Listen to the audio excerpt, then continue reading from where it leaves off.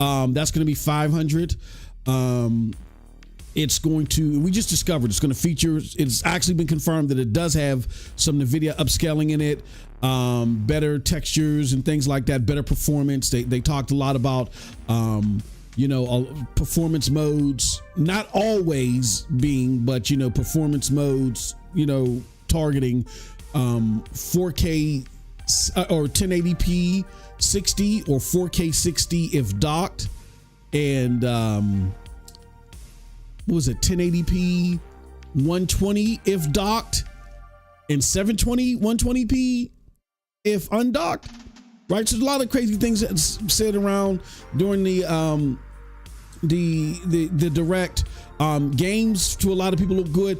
The attitude towards the direct pretty much was evenly like, yo, this is dope. I mean, there were some naysayers out there, but a lot of people were saying, yo, this was dope. That is until the prices drop.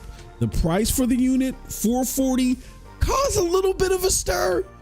But I think as people thought about it, they weren't too upset about that. I think people were more or less waiting to see if the unit was going to be 500 USD. That would have caused an uproar universally, I think.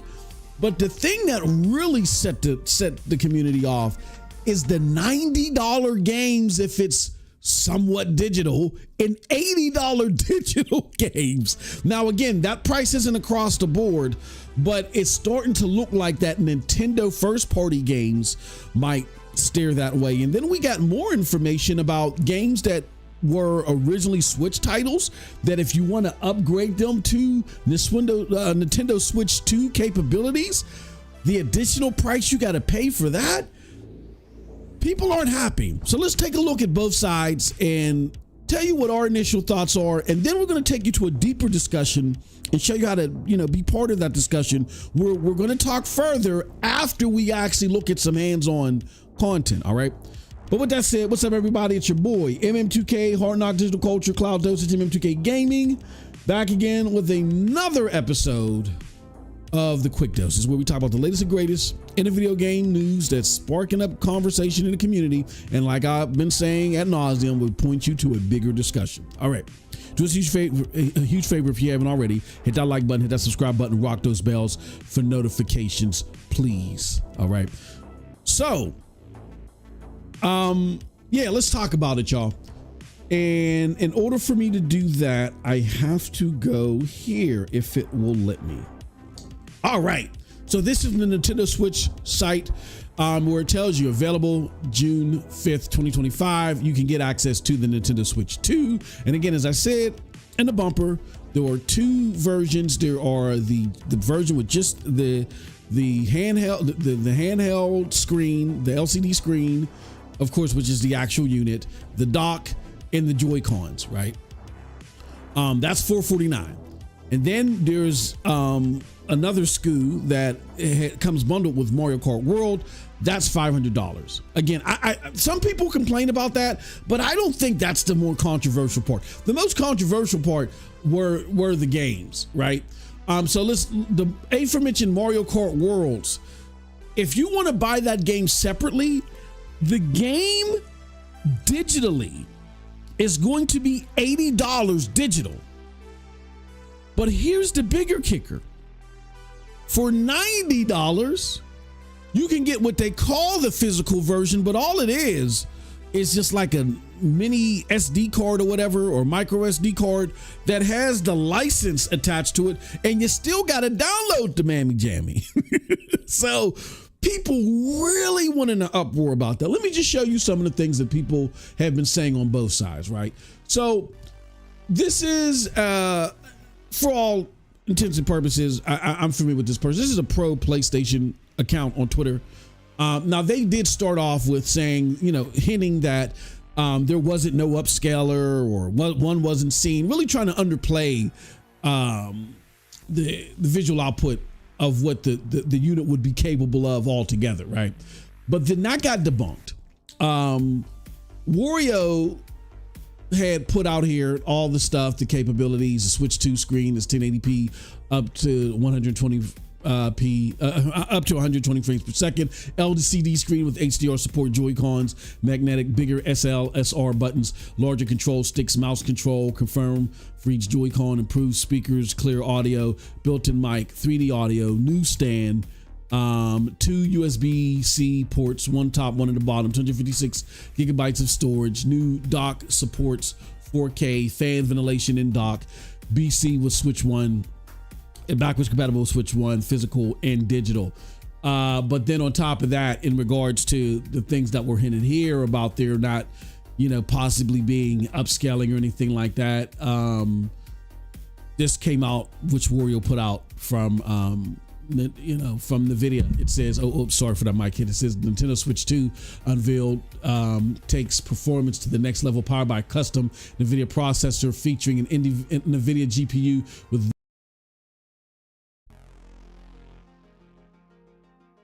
okay, what's up, people? We are live, man. We are here. What is up, everybody? It's MM2K.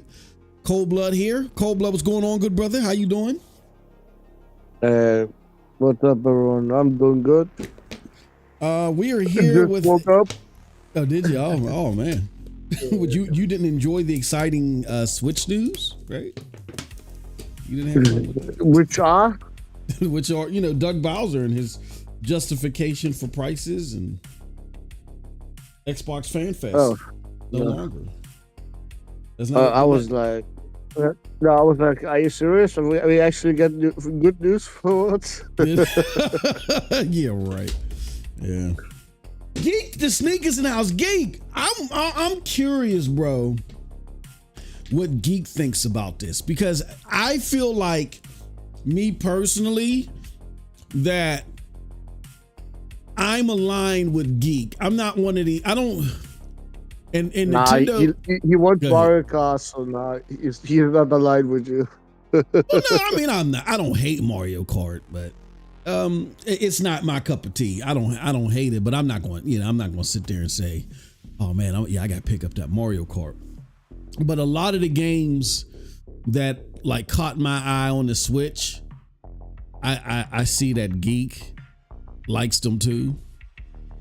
We'll forgive you, Geek, for Mario Kart. We'll give you a pass on Mario Kart, but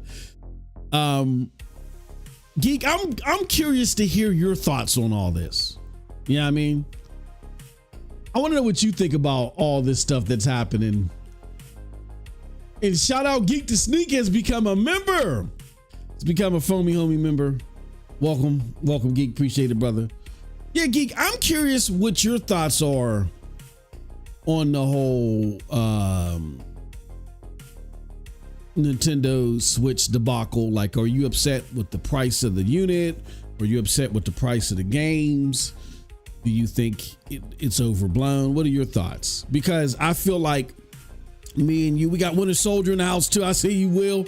I feel like me and you are kind of like, as far as Switch games that we're interested in, we have similar tastes.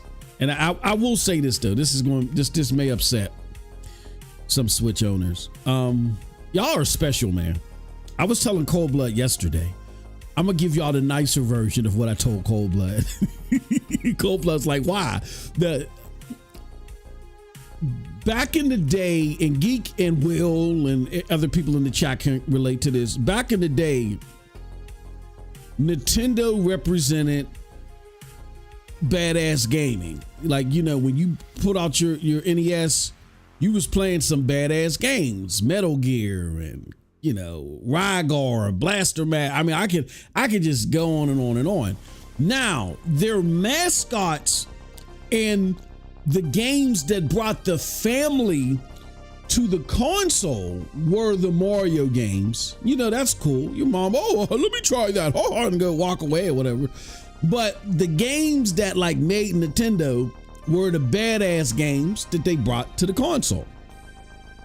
Then, like, after the SNES, like, I really wasn't an N64 person, but I kind of feel like the N60, I don't know what happened with the N64. I wasn't like really gaming then outside of my PlayStation 1 and JRPGs. Then I feel like Cold Blood, something happened during the N64 era. I don't know what, because y'all were playing a lot of what's that, James Bond and Perfect Dark. So I don't know what happened, but sometime during or after the N64, maybe with the handhelds, with the DS's and the Game Boy Colors or whatever, Game Boy Advances, I don't know. The Nintendo gamer turned into this weird ass neo weird ass like gamer.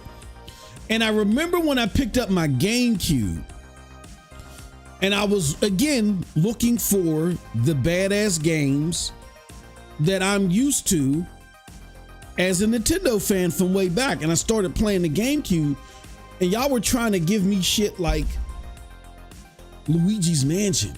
Y'all were trying to like, yeah, look, man, Luigi's Mansion is the shit. And I'm like I get Metroid Prime. Metroid Prime was the shit, but I'm like, okay, I get the family friendly games, and I get Smash Brothers, and I get the family friendly games being representative of the, the unique gameplay that you can have fun with your family. But I'm talking to y'all at a hardcore level. Like, okay, y'all did right with Metroid Prime. Like, what else can I play on this that's hardcore? And y'all kept telling me Luigi's Mansion.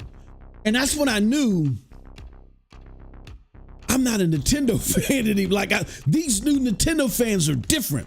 Now, the reason why I brought up Geek to Sneak is because when Geek be talking about games, like he'll ask us all the time, why don't you guys cover Nintendo? We joke around and do the typical stereotypical joke, oh, those are kiddie games. And he's like, well, no, what about this? What about this? What about that? And I'm like, okay, Geek, you know what I'm saying? So nothing against you other Nintendo gamers, but y'all sit to the side for a second. Let me talk to my boy. So Geek, what are your thoughts on everything? Are you looking for the platform? Are you looking forward to play it? What do you think about the price, all that stuff? Because I'm trying to get your perspective, because I feel like the games that are drawing you to the system are the same ones that I would want to play, but I didn't play because they were 30 frames. All right. So let's highlight what Geek has to say. Nothing against y'all.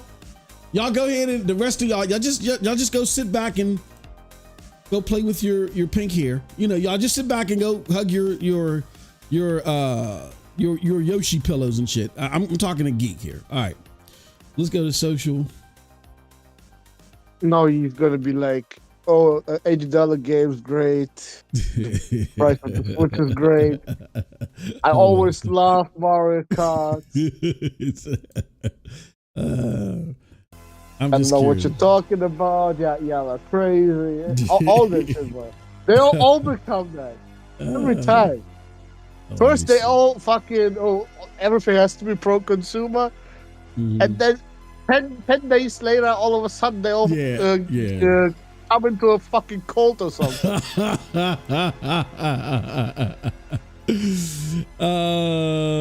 Let's see here. Geek says, Geek became a member, so shout out to Geek. He says they haven't updated the pricing yet. He says, I was okay with $450. I'm not okay with the $80 games. Okay. That's what I was. Okay, Geek. So I'm not crazy. I can dig that. Geek also says, I paid $500 for a Lenovo Go and $320 for a refurbished 5-foot Steam Deck. So I'm okay with the $450 price point of the console. I'm with you there. I kind of figured we would be aligned. Like, I'm not mad about the $450 because, okay, so the pricing thing for me, it's like a double-edged sword. When I look at other handhelds, I'm with you. The $450 price ain't really that bad. It's actually comparable to the market. But when you look at the $80 price of games, you're like, okay, hold on now. Do these mugs think because they're charging $450 and it's like a console hybrid that they have the power to raise the game ceiling?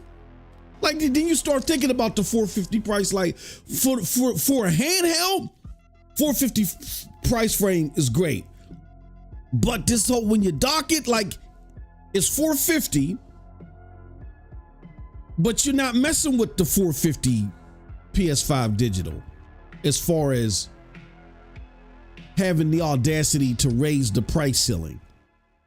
Right. So like it's like Nintendo didn't stay in their lane. Like Nintendo, I think what made the Switch work is it was a cool handheld that had famous Nintendo games that you could also dock and get a little bit more extra juice power out of it. And I'm starting to think that they think now that, you know, they realize they may not as graphically provide the output as a digital, but they think that there are other elements put it on par, and it don't. You're in essence in handheld. Like stay in the handheld lane. Yes, when it comes to the other handhelds, definitely you are, you know, I think you provide more value because you'll have better games at your disposal. Or not necessarily better all the way around, but more heavily regarded games. But I feel like that raising the price to $80 and $90 is like kind of pushing the envelope, because I feel like that's something that a AAA console should do. Because when I'm comparing you to other handhelds, those are PC-based handhelds, right?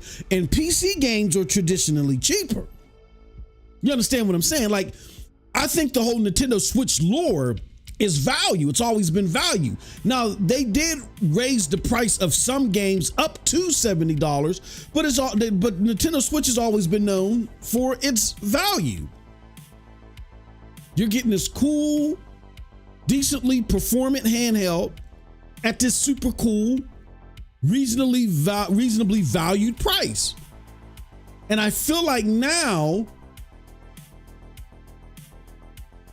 they are taking the console aspects a little bit more too seriously, and they getting out of their britches. Shout out to Juice for 12 months membership.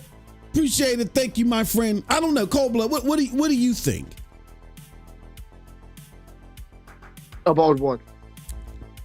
What do you think about, do you think that, like, again, me personally as a handheld, I think the price because of the handheld aspects are fine. But I think Nintendo thinks that they're like, oh, now we're on par with a PlayStation 5 or even an Xbox Series X. No, absolutely not. As long as Japan pays less, this price is not okay.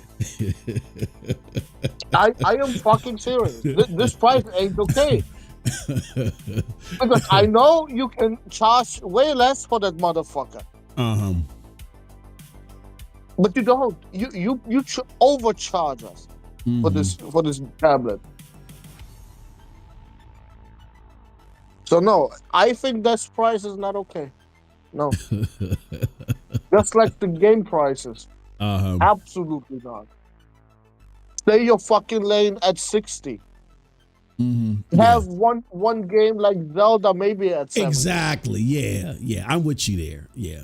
I'm not like, I understand your argument though about the unit. It doesn't bother me personally, but it's, if it wasn't for the everything else surrounding it, like it doesn't bother me personally, even though when you do your research. What are they losing if they make the console for $330 for everybody? When the fucking games are $80 afterwards, what are they really losing in the end? Yeah. Because the cost of production they're going to make a shit ton of money from $80 games, bro. Yeah. But they also want to make the money on the hardware now. I don't like that. Yeah, they overnight went from value to luxury. And I've been hearing arguments, and I want to pull up Will's comment too. I've been hearing arguments. And I don't know how clearly people are looking at this. I'm hearing arguments that this isn't their next gen submission. It is. Like I'm hearing justifications of the price, like, oh, this is more or less like an upgrade, like this is the Nintendo Switch Pro. Well then, but that's not how you're marketing. Whoa. Wait, that's not how naming works though. Exactly. If that was the fucking Switch Pro, they would have made sure it's not called Switch 2. Exactly. Yeah. Or Switch Z. You know what I'm saying? Like, yeah, Nintendo's not dumb. That's like calling the Super Nintendo an upgrade. You know, no, that's not. This is their next unit. Or it would have been the Nintendo Switch Elite, or the, you know what I'm saying? Then I would understand. But here's the problem. Okay, let's just pretend that this was their Pro. Which Pro do you know of, Cold Blood, charges you extra because it can perform better? Who does that? You see where the argument falls apart? It doesn't fly in the face of what Nintendo's doing. Nintendo just got greedy. Nintendo is basically trying to sell you their brand. And that's why I said I'm not mad at, even though I don't mind the $450 price, because, all right, I feel like it from a business perspective, I feel like it's fair for you to look at the market, see what the market is capable of, what they're doing and what they're charging, and you charge comparably to the market. I mean, you're made to. Wait. You do not charge for something that is so fucking underpowered compared to the next gen now. Well, the same fucking price, bro. That's the problem. See, and that's why I say it gets muddy. It's underpowered to a PlayStation 5 and an Xbox Series X. And those comparisons are fair because now they're charging $80 games like they are a PlayStation, 6 or an Xbox, whatever. But in essence, the price is fair when you compare it to other handhelds. It's kind of like what you said, stay in your lane. You're a handheld that you can happen to dock. So yeah, if you want to charge $450 and comparable in comparison to other handhelds, great. But other handhelds have cheap games. So 60 and occasionally 70 is your ceiling.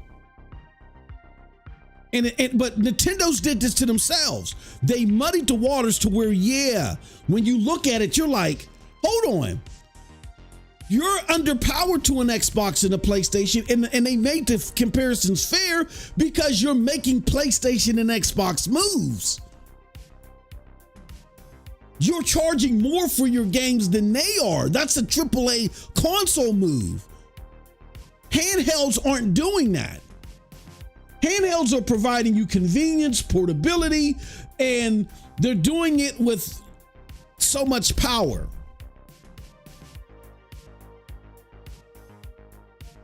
So you want to be a hybrid. It's like they're trying to have their cake and eat it too. They want to be looked at and say, yeah, we're comparable to the market as a handheld, but then you want to charge AAA console money. You can't do that. And that's where and now, which really makes me pause at this, Cold Blood. And again, I think your arguments are fair. I'm just saying, I'm looking at the micro actions of it and I'm saying, this is where they fucked up. Now, you're also spilling into the AAA console market because now you are getting games day and date with AAA consoles, which mean now you're dragging down AAA games even further because now we don't even have to worry about the S dragging games down. Now we got to worry about the Switch 2. You know what I'm saying? So it's like, when you think about it further, is the 450 price fair? It's fair.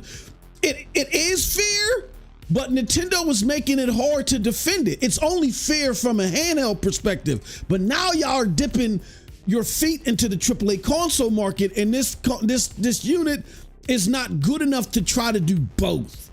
Stay in your lane. You are a handheld with proprietary software that at best should be charging $70 for games. And at best, maybe you'll get a Nintendo Switch edition later, like you were for the Switch 1. Especially if it's a AAA game. No way, shape, form, or fashion should a game like Borderlands 4, unless Randy Pitchford is admitting that there really isn't shit to the game. But under no shape, form, or fashion should a game like Borderlands 4 be launching day and date on the Switch 2. You're telling us that the game is watered down at that point. So, yeah, Cold-Blooded, you're right. You are right that because of the extra moves that they're making, raising the price of games and getting games, AAA games day and date with AAA consoles, you look at that and you're like, well, hold on. Is this thing worth $450 now? Because it's worth $450 if you're thinking about a native handheld with portable capabilities, but y'all are dipping into a bigger pool now. You know, so I don't know. Well, let's go to these comments. I think people will buy the Switch console only. It'll be a Mario Kart machine, and people will just buy older Switch 1 games and play free to play. They will struggle with the software and those prices. Will, do you have a Switch? I don't know. See, I'm not that familiar with the Switch. Wait. Is that the please port everything to Xbox guy? Yeah, that's Will 6. Oh shit, bro, he has to come to the show.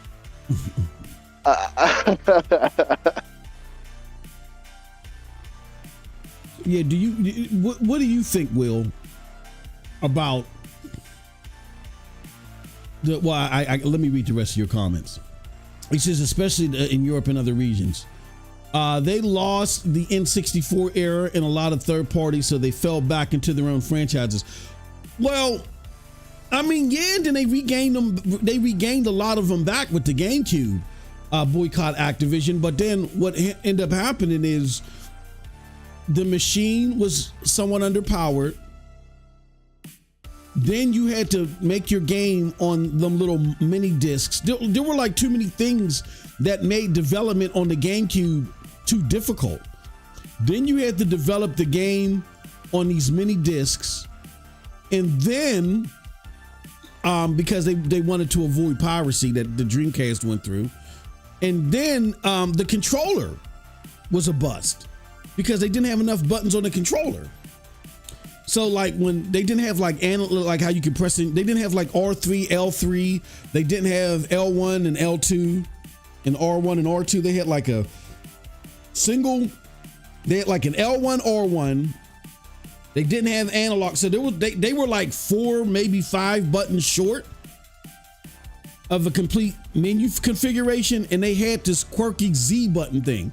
So for a lot of games, to compensate for the fact that they were missing like 4 buttons, you had to hold on to the Z button and press another button. And I remember because I had got one of the NBA 2K games, it was impossible to play on the Switch. I mean on the GameCube. It was impossible to play because where everybody else would just do a single click of like L3, R3 or do a single trigger click, these motherfuckers just made it too complicated. So he said, Cold Blood, that is me. Laugh out loud. What else? He says, though I personally loved the N64 era, they had a really interesting time not having Square Enix and major third-party support. Yeah. I bet Nintendo is making a nice profit. Oh, yeah, they are. They are. Nice profit, bro. They making millions. They are. Millions. Because how much? Let's do the math real quick, just to show you guys what we're talking about. How much is Switch 2 in Japan? Okay, so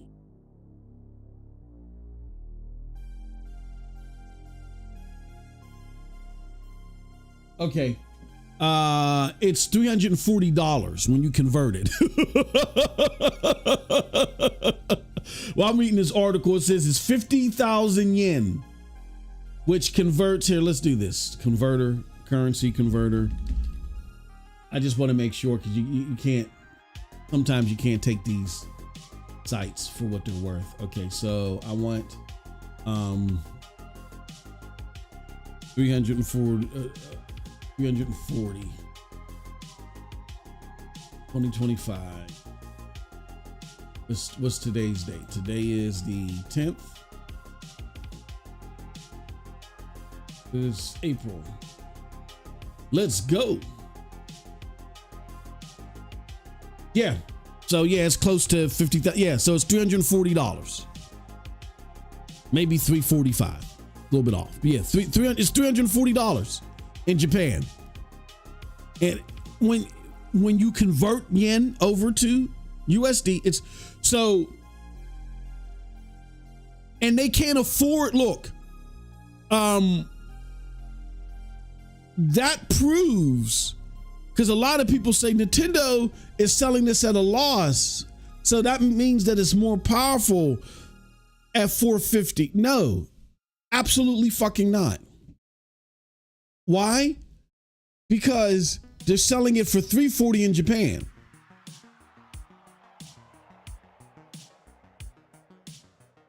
Japan is their number 3 region. There's no fucking way you're selling it at a loss of 450, and in your number 3 region, where 1 out of every 4 people in Japan have a fucking Switch, you can sell it for $100 less. Like, get the fuck out of here. We gotta look at things from 5,000 feet. If they're selling it for 340 in Japan, I don't even think 340 is a loss. 340 might not even be a loss. Because here's the thing, y'all. AI and machine learning technology, it's software. You're licensing software from the video. So they have a DLSS component, piece of hardware in the Switch 2.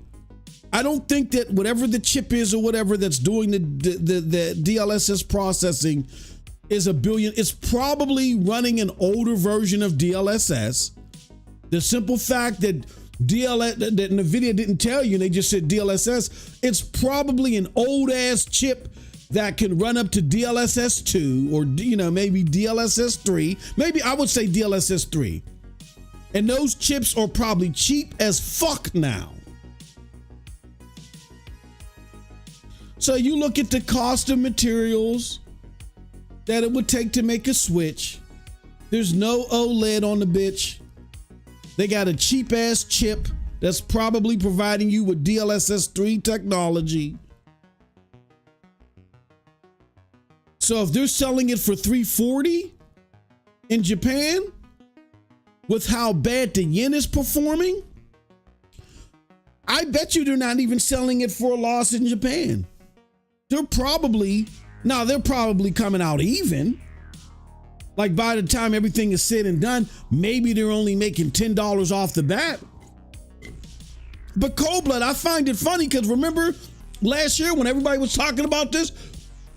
Oh yeah, Nintendo ain't gonna sell it at a loss, right? Right? If we know that Nintendo ain't gonna sell it for a loss, then they're not selling it for a loss in Japan. That tells you how much the motherfucker is worth to build. It's worth it's worth less than $340 to build. What happened to all this? Yeah, Nintendo ain't gonna sell it for a loss. What happened to that?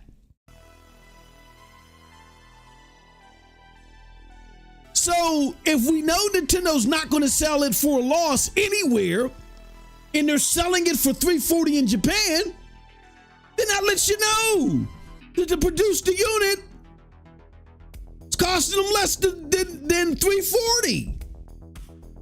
They're getting a hell of a profit off of it.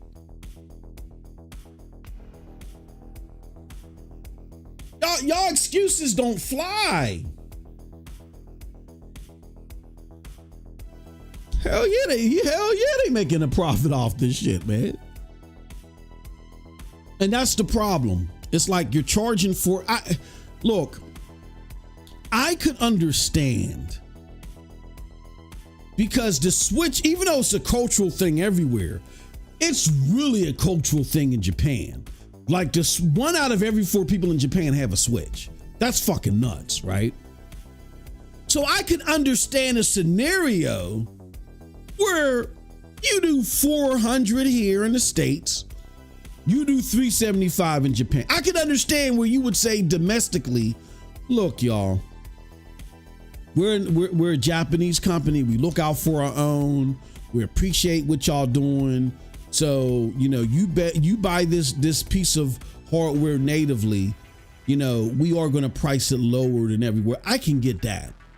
But 340 versus 450? Like, nah, son. I could see a 350 versus a 379.99. I could see a 379.99 versus a 399.99 in the States. I could see that. You know what I'm saying? I could see that.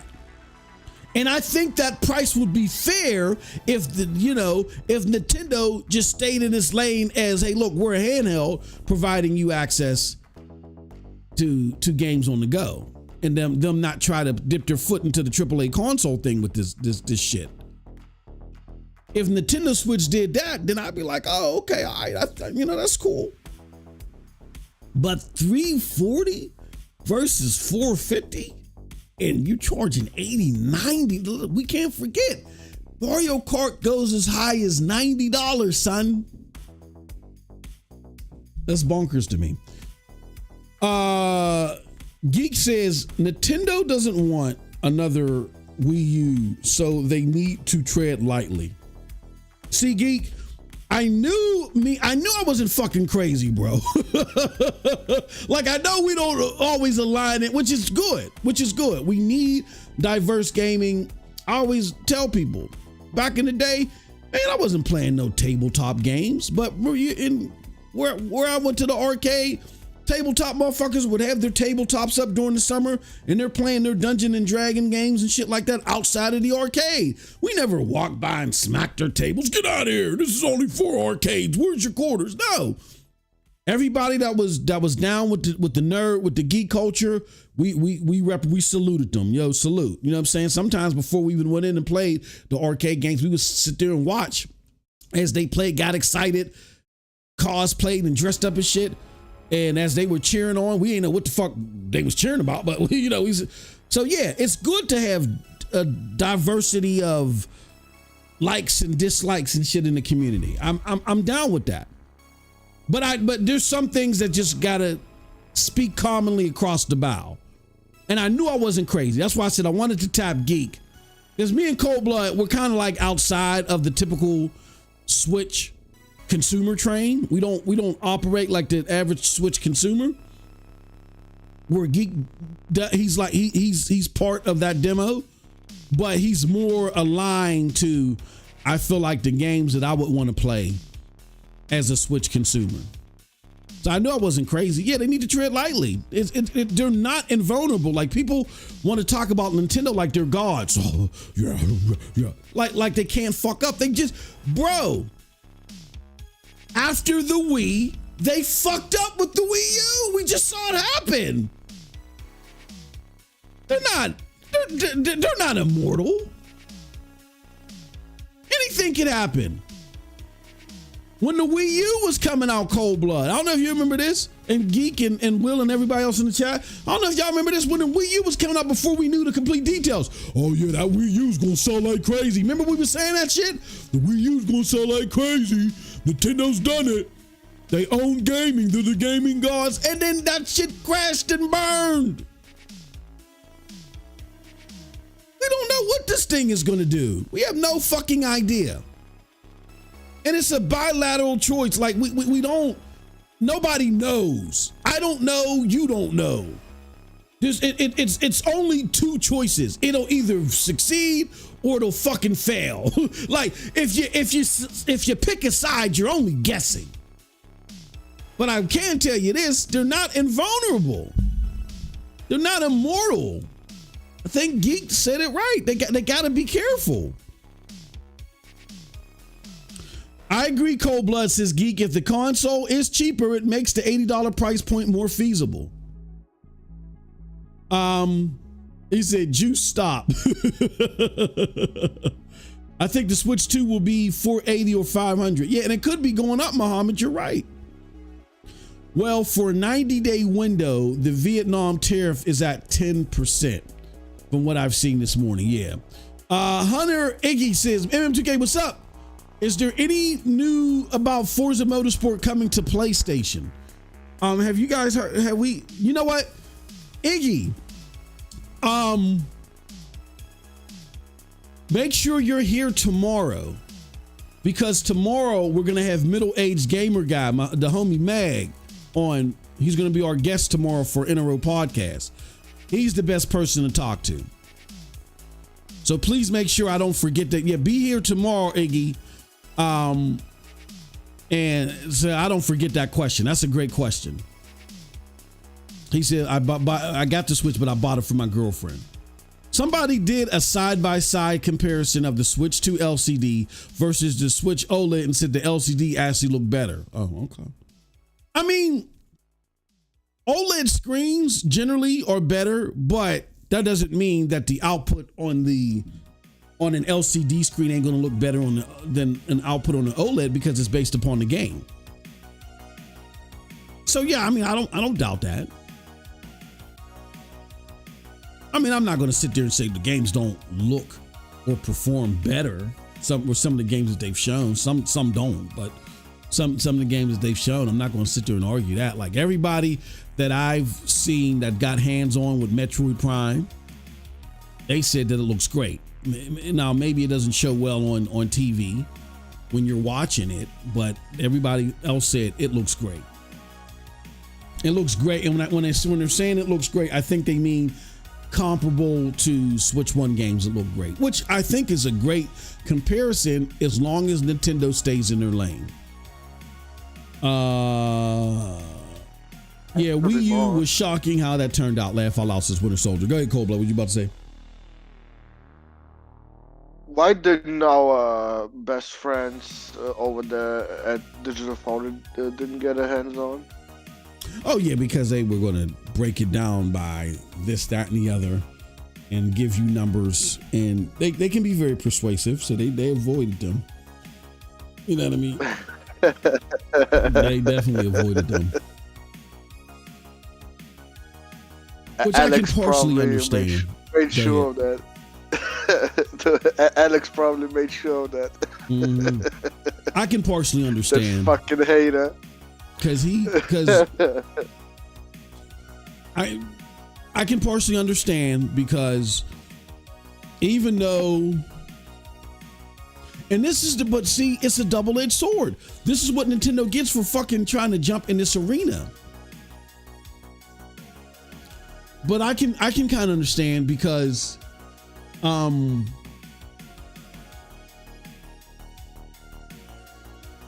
you know, like you said, they can be haters and they can have an agenda. And now that they're content creators, they want to ride the wave and say, you know, and you know, like right now how they're talking about PlayStation, PS5 ports and shit like that, and how they're doing their comparisons. Yeah, it's very apparent that you're not dealing with honest brokers all the time. So yeah, if I'm Nintendo, I would avoid them. But this comes with the territory. You want to dip your foot. I think Nintendo really needs to think about trying to get games day and date on the Switch with AAA consoles. I'm not just saying that because I don't want them to do it. I'm saying if I'm a Nintendo business person, yeah, there's an argument for you to do it, but there's also an argument against it because it's exposing you to so much, dare I say it again, reputational risk. You're dipping into a pool that I don't think you know what's floating in it. You know what I'm saying? You dipping your foot into, stay on the clean, shallow side, bruh. Don't come over here. You're gonna get dunked and all that shit. Just stay over on the clean, shallow side. Because I think what Nintendo is trying to do is they're trying to appeal to console gamers as well. And that you know, you want someone that simply just wants your games and wants access to your games, but has a certain standard for performance. Don't try to step into this AAA console sector because you're gonna get charbroiled. Don't do it. And that's a whole nother reason why, from a PlayStation perspective, I just think PlayStation is idiotic even partnering with them. Because now they're trying to creep into your market and they're going to negatively impact your consumers by doing so. Because now the multi-plat games, which you get most of your money from, now they're going to be underwhelming to a degree. They're going to lose some of the ambition. They're going to have to. And that's going to force your hand so people don't blame you for some of these underpowered games. That's going to force your hand to shell out more money to money hat games so they don't come on the Switch. So they do show all the bells and whistles of your console.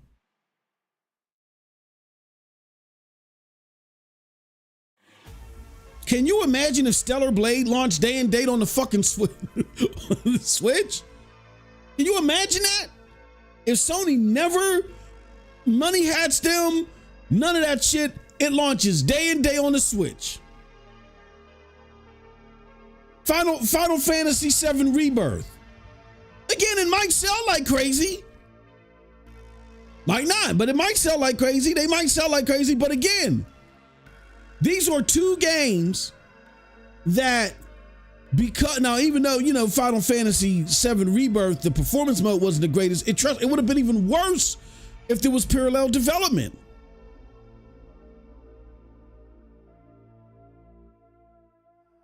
But I think Stellar Blade is the biggest example.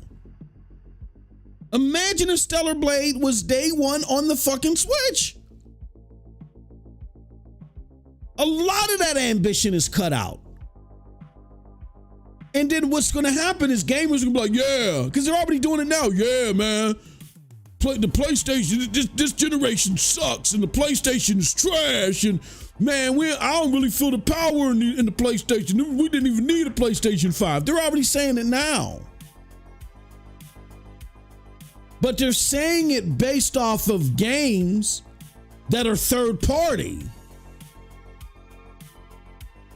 They're not saying it off of your games. They're saying it off of the third party games.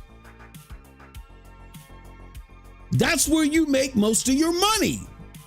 So now Nintendo is fucking with your cash because now not only are more and more people going to think like, oh man, because it's going to be just the cross-generation effects are going to loom even longer because now we can't bitch at the S anymore because now you got a new entrant, a new contestant that's going to hold games back more than the S.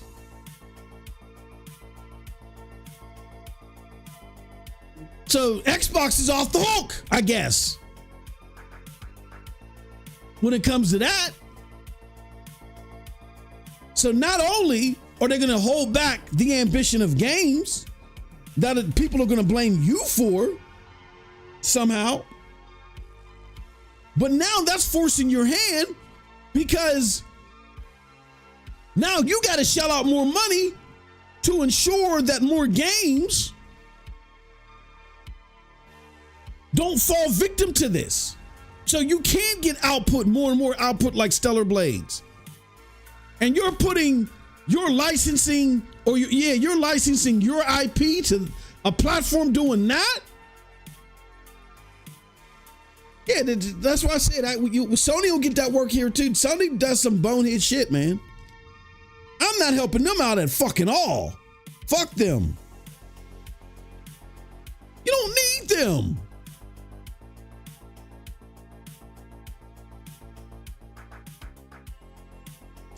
The tablet for the Wii U sounded dope until I found out it only worked at home. Yeah. Yeah, the fact that it wasn't portable killed that thing. Especially when it first launched. That was a crazy crash and burn. Though they had a surprisingly good software cell turnout, Mario Kart 8 Smash Xenoblade helped them out. The blacks are blacker and all. Yeah, the contrast and blacks not being crushed.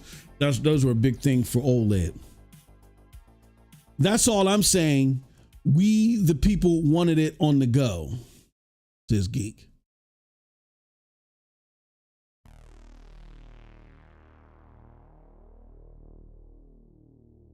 Yeah, it's. I wouldn't do shit for the Switch, bruh. I wouldn't do shit for Nintendo. Fuck that partnership. Fuck that water. What the fuck are they doing? That PlayStation, man. Anywho. Yeah, so yeah, I don't know, man. I don't know. I just wanted that confirmation. I just wanted that verification from good brother Geek. See what his thoughts were. But that's the problem. The Switch is, you know, you can make arguments for the Switch 2 from a handheld perspective. But the problem is they're leaping into the AAA market. That's where they're fucking up. Like, nah, don't try to get your games day and date in competition with AAA consoles. Get your Switch version later, even if the Switch is more capable. Get your Switch version later. Secondly, do not try to uproot the AAA market, because they knew that what they were going to do would uproot the AAA market. There's no way they didn't know that. You charge $80 for a game, you're trying to influence the AAA market as well. And did you have to do it for Mario Kart? Like, come on. You couldn't have waited to do that? Like, you had to do, you're sending a message to the AAA market. Like, look at how Doug Bowser and them is talking. Oh man, yeah, this is this and this is that. Look at how they're talking. Yeah, the performance, they're talking in AAA terms. The performance and the output is just not, that's not what the Switch is about. When they used to talk about the Switch, yeah, it's a unique, you know, unlike anything else experience as far as what our games provide you, unique experiences, you know, portability, consumer friendly, this, that, you know, those were the adjectives and things like that they used to describe the Switch 1. But now with the Switch 2, the marketing rhetoric is all about performance and power. Says Geek says Doug Bowser is tone deaf. Yeah, I don't know if he's tone deaf more so than Nintendo is tone deaf. He just had to come out and say something because he's the Nintendo. He don't even look like And this is how you could tell. Look at Doug now. Doug got the Phil Spencer face now. You know what I'm saying? Like Phil Spencer's face is just drooped now after all the backlash and the embarrassment that they had to go through as far as bending the knee because they needed to do so in order to survive as a business. When you normally look up Doug Bowser, you'll get like 1,000,000,001 pictures. And I know because I had to create a thumbnail with him on it. You get 1,000,000,001 pictures where Doug looks happy, he looks rejuvenated, he looks excited, you know, and or he looks like he has this like staunch professional look on his face to where maybe in a more serious discussion, you know, but he looks like steadfast and ready. Doug right now looks like he wishes he could jump out of his skin. The pictures of him now in addressing this look totally different from any other pictures that he's had before. And I'm not just talking about the difference in his appearance as he's gotten older. I'm talking about just the expression on his face. What else is Doug going to say? Trust me, this is all cascaded down from Nintendo. And he's just ad-libbing based off of the message given to him from Nintendo. Nintendo is the one that's making this about power and all this other stuff, and he's just trying to communicate it based off of how they want to communicate it the best way that he can. So I really think Nintendo is tone deaf. Nintendo is tone deaf right now, and they're ignorant or they're arrogant. They really think, I mean, again, but when the market sits there and tells you 24/7, oh, Nintendo's printing money, Nintendo can do anything, Nintendo, you do stupid shit. If you don't have enough common sense and acumen to know, let's not glaze in the mirror too much and fantasize about our own image. You got to understand the consumer.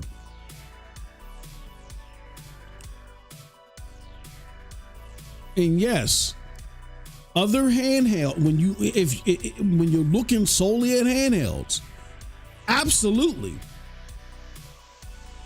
the $450 price is justified if you're looking at a handheld that's dockable.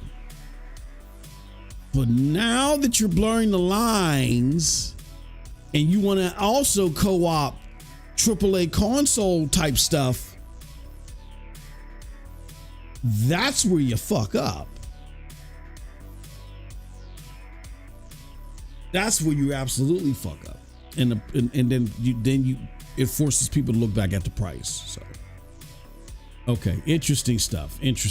Okay, so next thing I wanted to touch on is, let's see here. No Game Fest. No more Xbox Game Fest. Will, that we got you here. What are your thoughts on no more Xbox Fan Fest, man?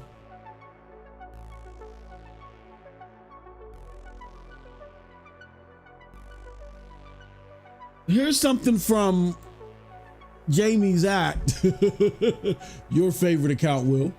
Jamie's Act, who says, let me put it up here on the screen. This is funny. Jamie's accent, or Xtiz, what is it, Xtiz? So, and I think, isn't this the guy, ain't he now with Insider Gaming? This Xtiz Ones guy?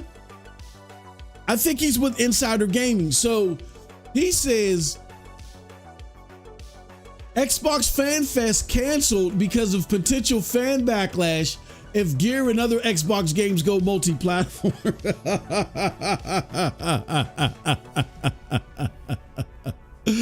Ah, no. A cold blood.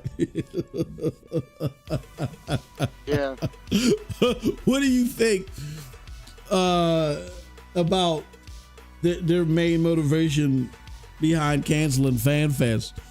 It's because they're afraid of the backlash, like when they announce the next Gears, that is going to be multi-platform day and date. What do you think about that?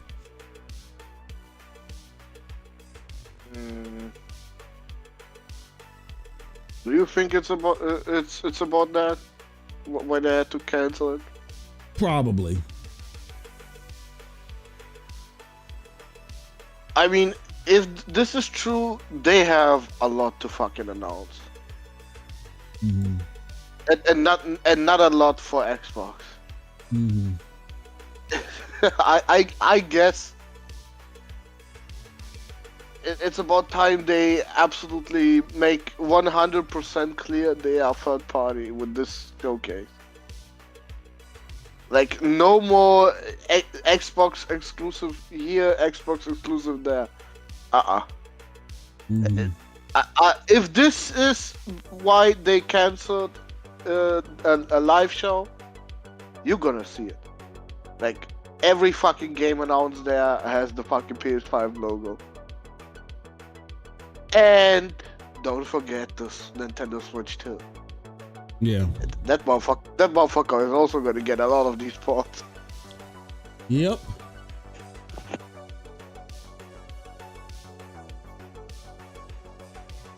Absolutely. I mean, the bots were safe for a long time because the Switch just sucked. Like, it was so bad, nothing was able to run on the motherfucker. Yep. Now with the Switch 2, that's fucking over with. Even if it runs only 30 FPS, it's gonna run on it. The devs gonna make sure.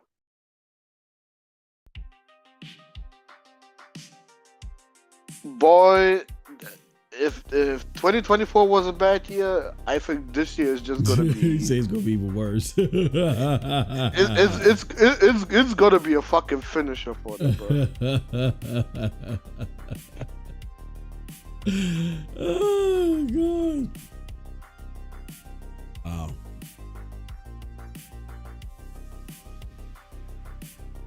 Yeah, man. It's gonna be very interesting to see what the Xbox fans base transitions to. Will Sink says Xbox don't want those tomatoes thrown at them. Laugh out loud. Bill not trying to get a shoe thrown at him. He ain't trying to get that George W treatment. Fool me once. You ain't gonna fool me again. You don't want the George W treatment? Winter Soldier. Get a shoe thrown at him. Oh man. Yeah. Will, I know you don't fit into this category, and like people that aren't familiar with my history with Will, my relationship with Will, me and Will go way back. Like Cold Blood, we go back. Except Cold Blood was my antagonizer. he would love to join the shows and make fun of me and shit. Where Will, him and Xbox Uncut. You know what I'm saying? I've had the luxury to be on their show. Really, my favorite Xbox podcast. And really, it's what got me doing this. What really got me doing the podcasting. Like, I was a YouTuber because I wanted to quote unquote prove that the PlayStation was overrated. But what gave me the thought of even doing a podcast was Xbox Uncut. And through my turbulent time as being an Xbox fan, after I started creating content, I invited Will on and we did a couple of podcasts, some great series, man, where we really sat down and thought about what Xbox could do to meet the things that Satya wanted and still provide great gaming for gamers. So check that out. I think it's called the Xbox, what do we call that? The Xbox sit down or something like that. So Will, I know you're not part of this group. You are true an Xbox fan. That's why we fuck with you. Cold Blood, I fuck with you and say, bro, come on, John Rambo. The fight is over. We'll be out there fighting to try to get them games on Xbox. We be like, yo, give it it's abandoned ship, right? But that said, and I think Will can attest to this too, if we're being honest. Will doesn't fit into this category, not at all. But Will, you got to be honest. After you guys started doing what you were doing, and particularly this generation, most of the Xbox fan base that are active on social media, they're not Xbox fans. Like, you are truly an Xbox fan, whether we agree if the effort is going to be fruitful or not. You're an Xbox fan. You're like, look, I prefer Xbox over PlayStation. I want to see these games on Xbox. It's not, none of the rhetoric from Will has ever been about Xbox trying to be better than PlayStation. It's all been about, I, as Will, prefer Xbox, so I want to see this stuff on Xbox. Will, but we got to be honest. A lot of the people, particularly this generation, they're not Xbox fans. They're not. They're just PlayStation haters.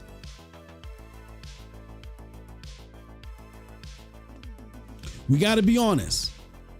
A lot of people are not Xbox fans. They're PlayStation haters. And that's why Xbox not having Fanfest, even though it may be hurtful to, or upsetting or disappointing to people like you, even Xbox realizes that most people won't care. Like, you don't see nobody talking. Most of the people that are talking about this are PlayStation people. Why aren't Xbox quote unquote fans talking about this?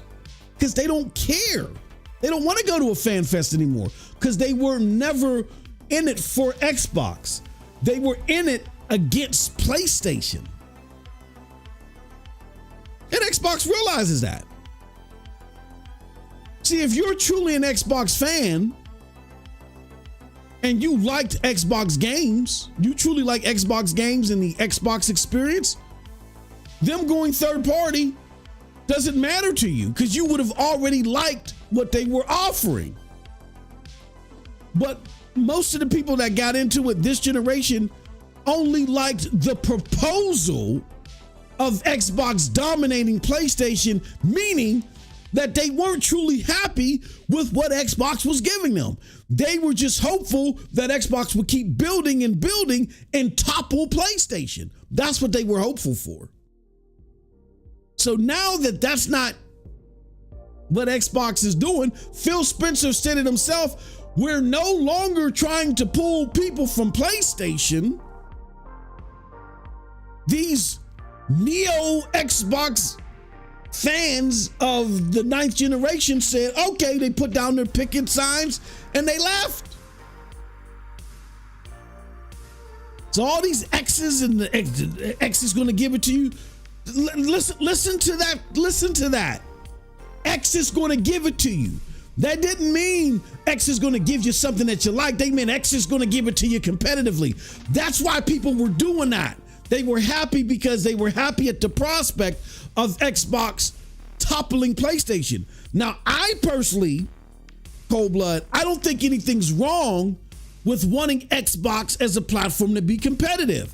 So people like Will can get the games that they want on the platform that they prefer. It would have been better for Xbox to be competitive. I'm not talking about that. I'm talking about people that just wanted PlayStation to be destroyed. That's all. That's what they wanted.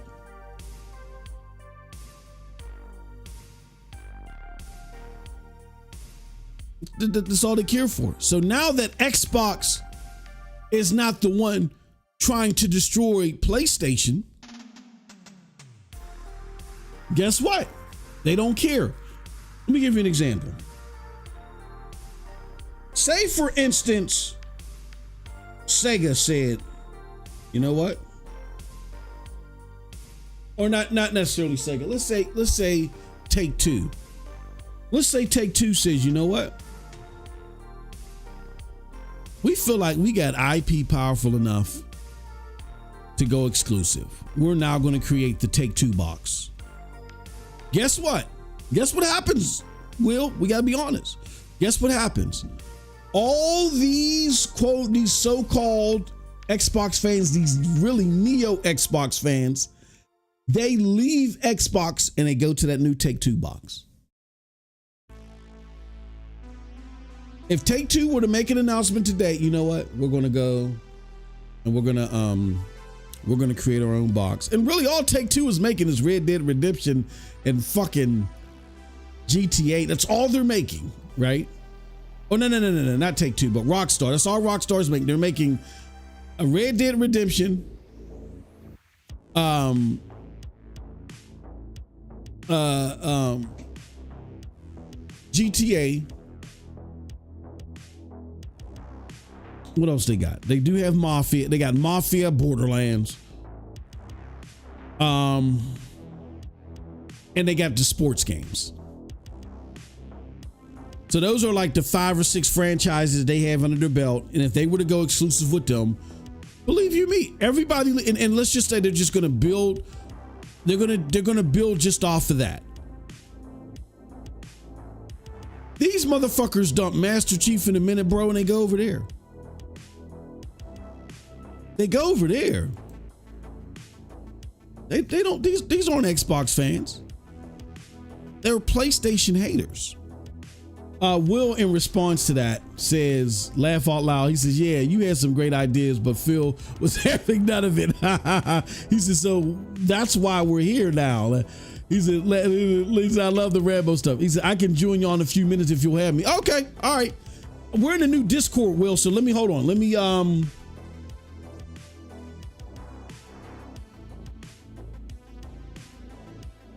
Don't go to the console wars chat, Will. Hold on, we're in the new Discord, so let me give you the link to the Discord. Or no, do I have the link in the Discord? I have it pinned. Yeah, yeah, Will, join that new Discord. Get rid of the Geeks Discord. We're done with that.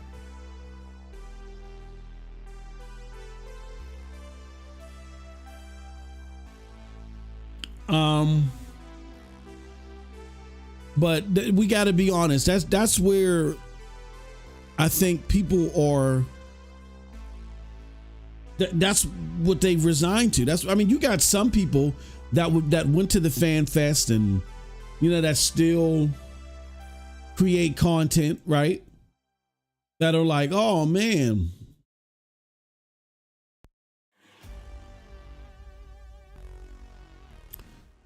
Like, who is this? Ryan Coffee King? Who is this dude?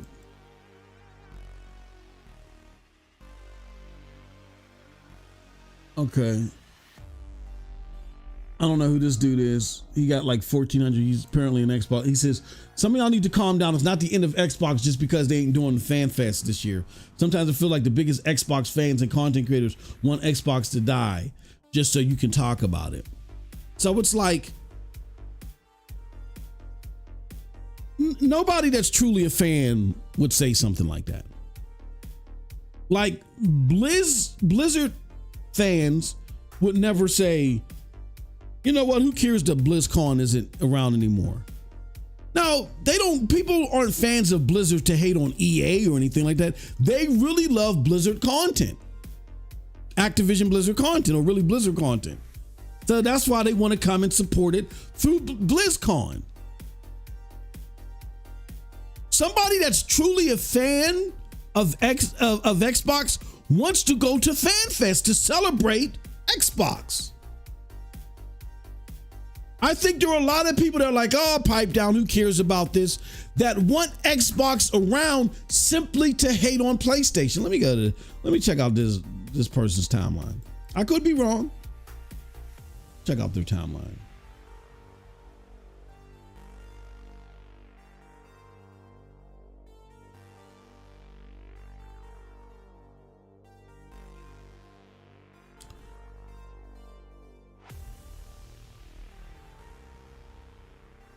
Yeah, again, dude, it's not about Xbox dying. It's about people being concerned about Xbox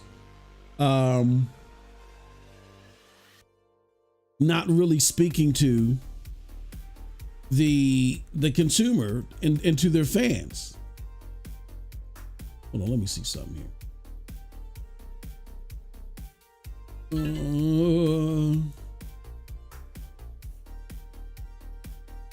Let's see here. We'll be able to answer this one real quick.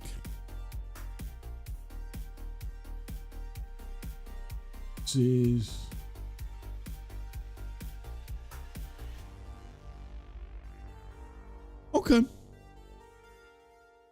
I could be wrong about this individual account. Hold on one second. Hold on, let me see something. Or maybe not.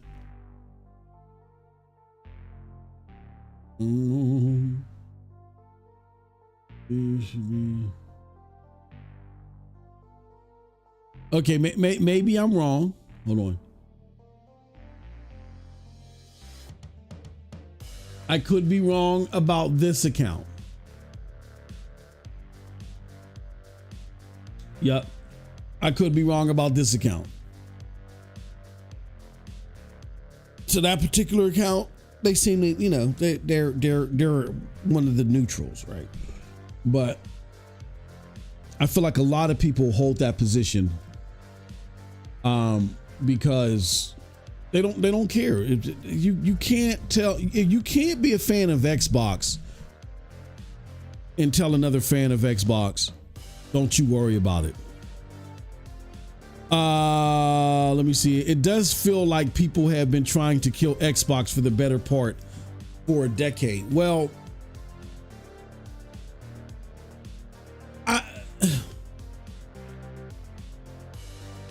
outside of the console fanboy stuff, Will, let me know when you're in. Hold on one second. Let me see. Outside the typical console war stuff or the console fanboy stuff, people have just been watching the actions of Xbox, and what they're trying to assess is, are you just Xbox in name only, or are you still what Xbox is about? And here's what we gotta understand what Xbox was about. Xbox was, when they came in the game and they were a AAA console platform, one that really appealed to hardcore gamers, and one that was trying to be competitive in the AAA space and bring over and try to, you know, bridge the gap between the type of stuff that you see on PC and bring it to the console space. That's what Xbox was about. Now, when you look at Xbox, they're about nothing, and they were always on the cutting edge of content and software. Now you look at Xbox, they're about none of that. And I'm not trying to be mean. They're not about cutting edge hardware anymore. What I mean by cutting edge is, you know, outperforming everything else on the market. They're not about that anymore. Since Phil Spencer took over, they're not about that.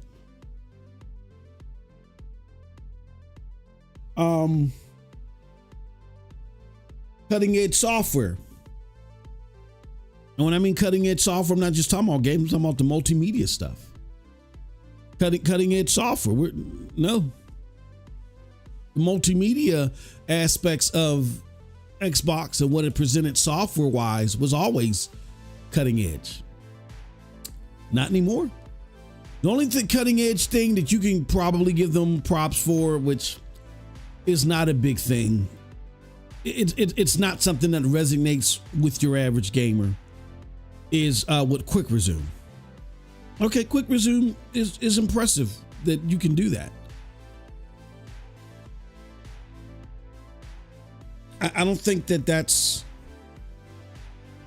when you look at quick resume and how easy it is to toggle between games and quick resume, I don't think what it does is that significant to where it like blows away switching games in PlayStation. Like, I can literally go to the home yes, with quick resume when it's working, I could have just switched from one game instance that I had before and then switched to another game instance and be right where I was at. So if I'm like standing in front of a cave and I switched to another game where I was about to enter a building, I could switch right to those instances, to where if I'm switching on the PlayStation side, you know, the game has to start over, but that's a matter of like, what, 20, 30 seconds to get right back into your game.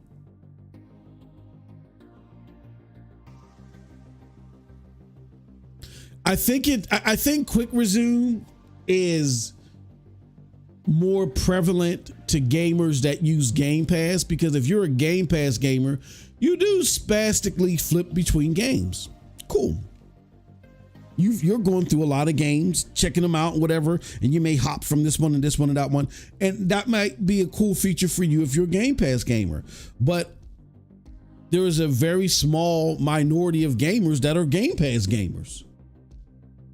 So that's why quick resume I think for the majority of gamers, even though it's impressive on what it does, it doesn't resonate that well with gamers, because they're like, I think a lot of them are like, who cares? So outside of quick resume, Microsoft has not offered anything software wise impressive, but they did a lot of talk. The velocity architecture. Okay. And what happened to the velocity architecture? What the fuck was even that? What was it even? Does anybody remember what the velocity architecture was? Does anybody remember what that was supposed to be able to do? Juice says the number one person who was trying to kill it was Phil. That I agree. Bro, the velocity architecture is just a fucking lie about the SSD being better than it is. Okay.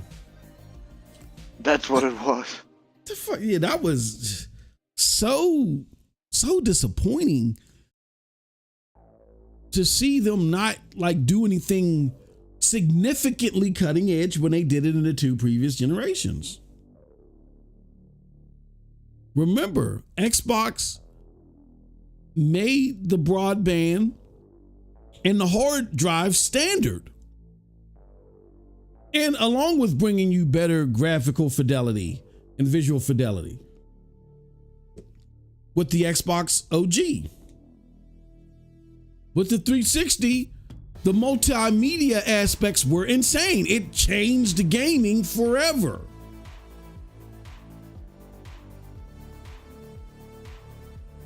The idea of your console becoming a multimedia box was never thought of. And Xbox did it. And it was sick when they did it.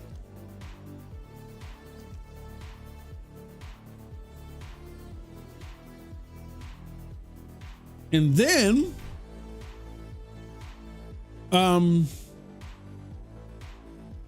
Xbox One comes, and it was the media, the multimedia, or the software offering was Kinect. See how that panned out.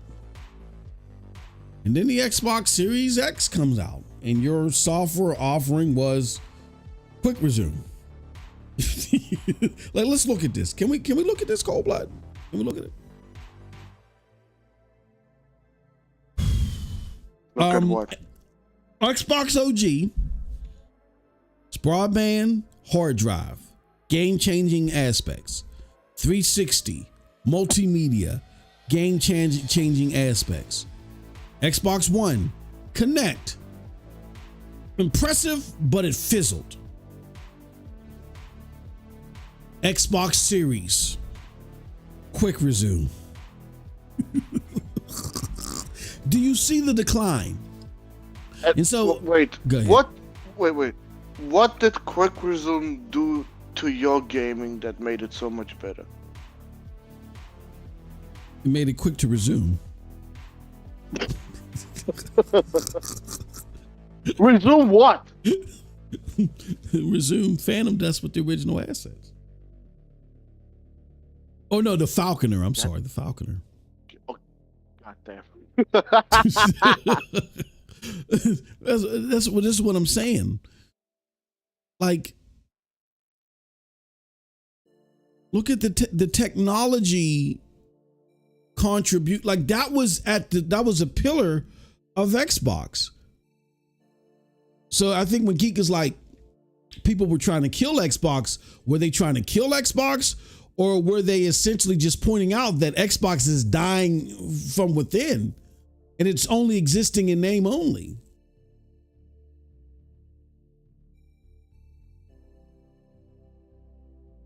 So you guys may not be familiar with it, Cold Blood, but there's a fast food chain here called Chick-fil-A.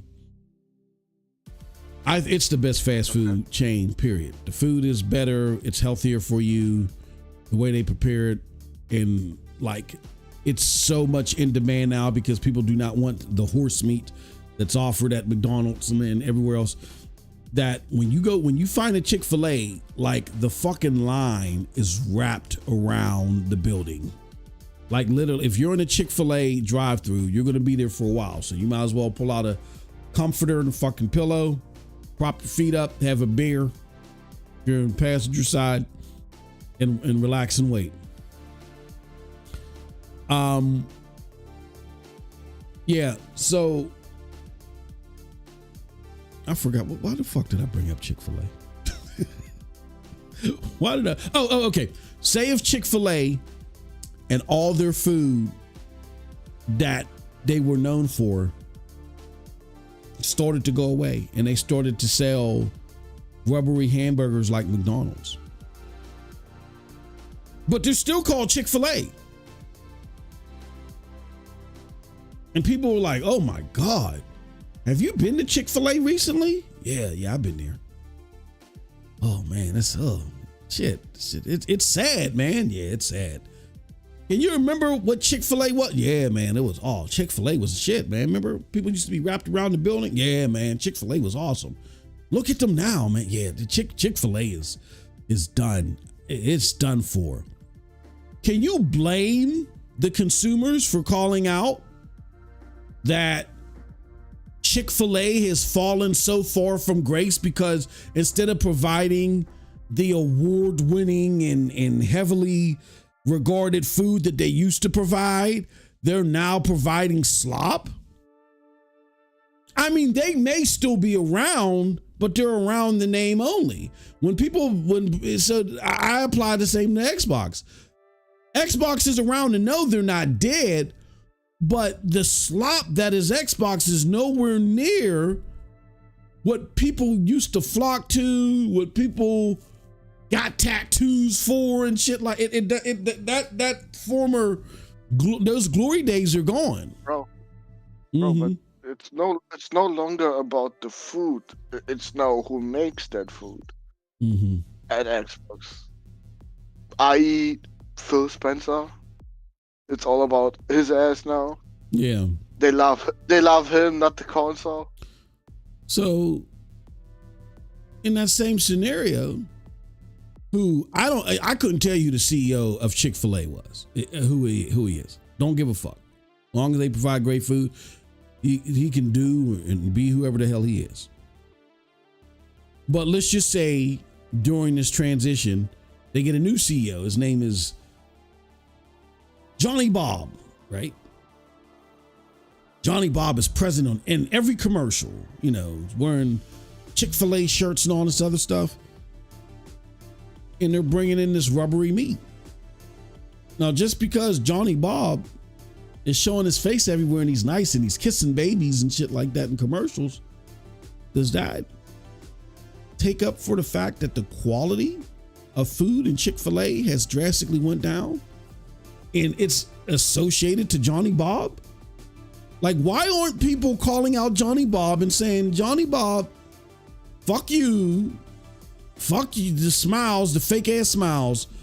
We want the old Chick-fil-A, quality back, or you're dead to me.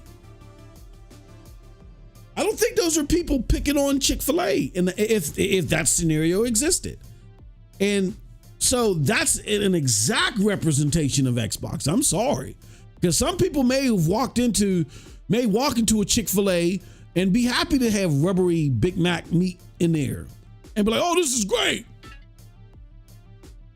Now I can get sort of beef in here. Some people may want that, and some people may like that.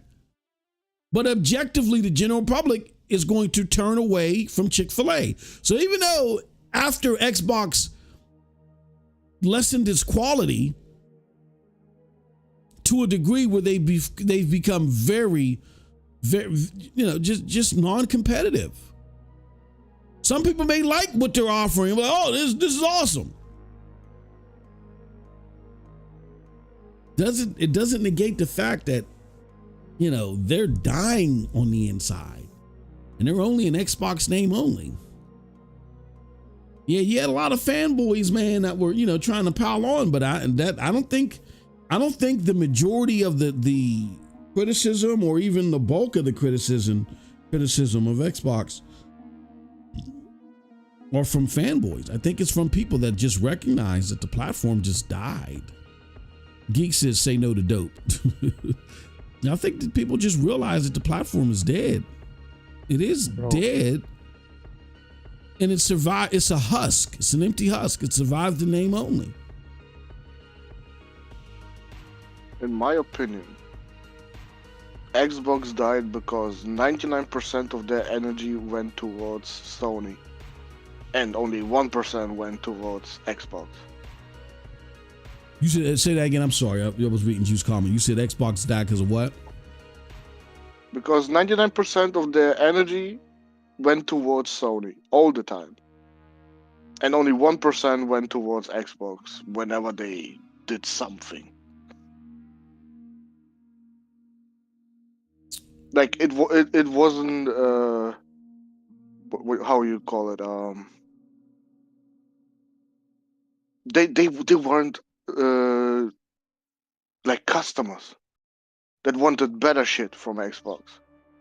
All day, you're talking about the want... fan base. Okay, yeah, yeah. It was always about Sony. It was almost never about Xbox with them. Mm-hmm. And that's why that motherfucker is dying now. Juice said, explain to him like he's 5 what happened to Xbox between the 360 and the Xbox One. Sure.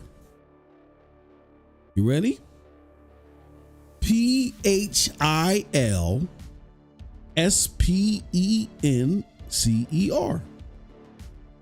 What does that spell, kiddos? That's it. That's it. You forgot the SNAKE. OIL. You forgot that part. That's it. Phil Spencer is the most incompetent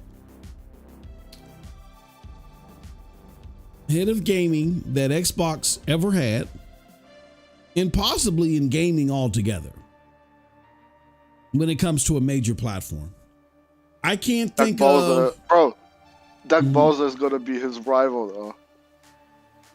No, I don't... See, Doug... I don't know how much power Doug has in this whole ordeal besides defending it. Like, he has to defend it. Now... Were his words good at all? Absolutely not. But did Nintendo give you much choice? Like when I don't know if you've seen the interviews between of like former Nintendo execs. Like they all sound stupid. You know what I'm saying? They all sound crazy. Like they all are like extremely arrogant and dumb and stupid. I think they're just being led by Nintendo, whose corporate is just arrogant and stupid right now. Even Doug Bowser with the dumb shit that he's saying. Like Doug Bowser is going to be online with Donnie D, which Donnie D wasn't a great leader, but he was better than Phil. Like Phil is absolutely the worst. People say, no, Phil's not the worst. Phil saved Xbox. Phil did not save Xbox. Phil just did what Satya told him. So Xbox stayed around. In name only, though.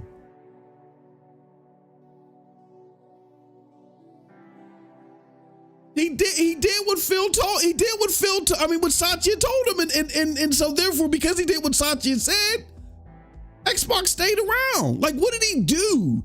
Did he increase console sales? Did games rank higher? Every metric of Xbox is lower under Phil Spencer, except for revenue, but that's because of Satya. The old leadership didn't give a damn about being in the black because they just wanted to thwart PlayStation. And so they said, in order for us to thwart PlayStation, we have to have a better console and we have to make better games. And because we're a platform that's coming in from the very start, we're going to have to spend a lot of fucking money in order to do this, because we got to have a better console. We got to have better games so we can get these third-party developers to come to us too. So us having better games, us having a better platform, that's going to give us the edge. What fucked them up is they got arrogant. They did not focus on, they focused on gimmicks when it came to the better games in the form of the Kinect. They did not have a better platform because they came up with a gimmick in the form of the Kinect, and that didn't provide them a better gaming platform, so they slid back down in the last place. But they slid into a hole. They slid into a hole where I think it would have stopped them from being as competitive a second time with PlayStation, but it wouldn't have been as bad as it was when Phil came in. When Phil came in, his strategy to beat PlayStation in a market where value isn't key. If you want to battle value, you go to Nintendo. That's why what Nintendo's doing is so stupid right now, because Nintendo carved out a separate lane for gamers focused on value. They said we're gonna battle people looking for the best of the best, and we're gonna give them value. So you walk into a 5-star restaurant looking for the best cut of the Wagyu beef, and you get some cheap ass $8 Spencer steaks that curl up as soon as you cook them. That's what an Xbox tried to give you, Spencer steaks at a fucking 5-star restaurant. That's how they lost. And whose idea was that? That wasn't Satya's idea. All Satya said is, we need a subscription service. We need to be on the cloud. Let me give you two examples. Let me give you an example of a subscription service, and let me give you an example of the cloud that Xbox still could have enacted that did not break the bank. Number one, y'all may not agree with me, but that's because y'all haven't looked at this from 5,000 feet. It may not be as popular as Game Pass, but Ubisoft Plus is not bleeding money like Game Pass. Why? Because they charge you $240 a year to access their $210 of games a year. Ubisoft drops about 3 games a year, right? And you can access those 2 to 3 games at maximum at $70 a pop. That's $210. Or you can pay for access to those games over time and pay $240 annually or $20 a month. Right? So Ubisoft isn't losing money on Ubisoft Plus. You either lease the game through a rental service, Ubisoft Plus, or you buy the game outright. So they're in the plus anywhere between $30 to $100, depending upon how many games they release a year. And on average, they release about 3 years. I mean, not on average. At most, they release about 3 games a year that are on Ubisoft Plus. That would have been a smarter approach for Xbox to say, you know what? We'll give you access to our games that we have. But the problem with Xbox is that for a while, they couldn't even release 2 games a year. So it would have been hard for them to justify a subscription service unless they tried to load it with other games. And that's what balloons the costs. That's what balloons the costs. So that's one thing. They didn't have a smart enough approach to their subscription service. Secondly, where Xbox fucked up is their platform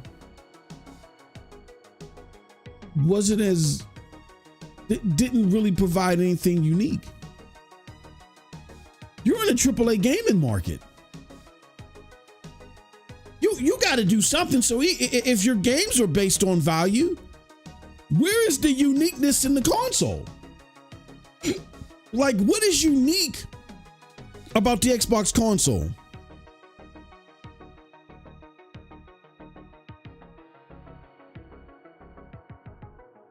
Quick resume.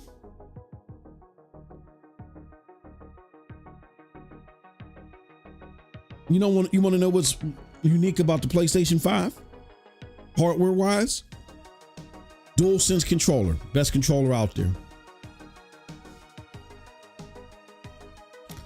Most of the games that are in the AAA space that are current gen, most of the games, even though it may be marginal, most of the games perform better on the PlayStation 5. We're not talking about the old cross-gen games. We're talking about the strict 9th generation games. They generally, you're normally seeing marginal favors on the side of PlayStation. They perform better here.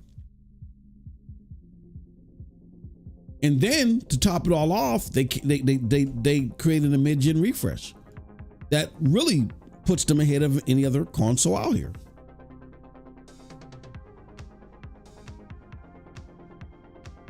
That's it. What are we supposed to do here? I'm in your Discord. Just let me know when you're ready for. Okay.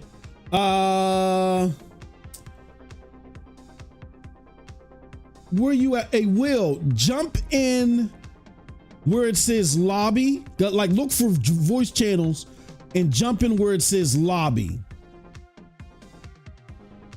I didn't see where it welcomed you. You probably already joined the Discord. Jump in where it says lobby, and I'll drag you down, Will. Under voice channels. Oh, I think you're in Geeks, bro. That you in Geeks? Yeah, you're in the old Discord. Yep. Let me see if it'll let me drag you. No, it won't let me do it. Yeah, you're in the old Discord, Will. Jump in here. The link to the Discord is at the top. I got it pinned to the message. Matter of fact, here, let me message you in Discord. Hold on 1 second, Will. I'm gonna send you a message in Discord, and I'm gonna give you the link.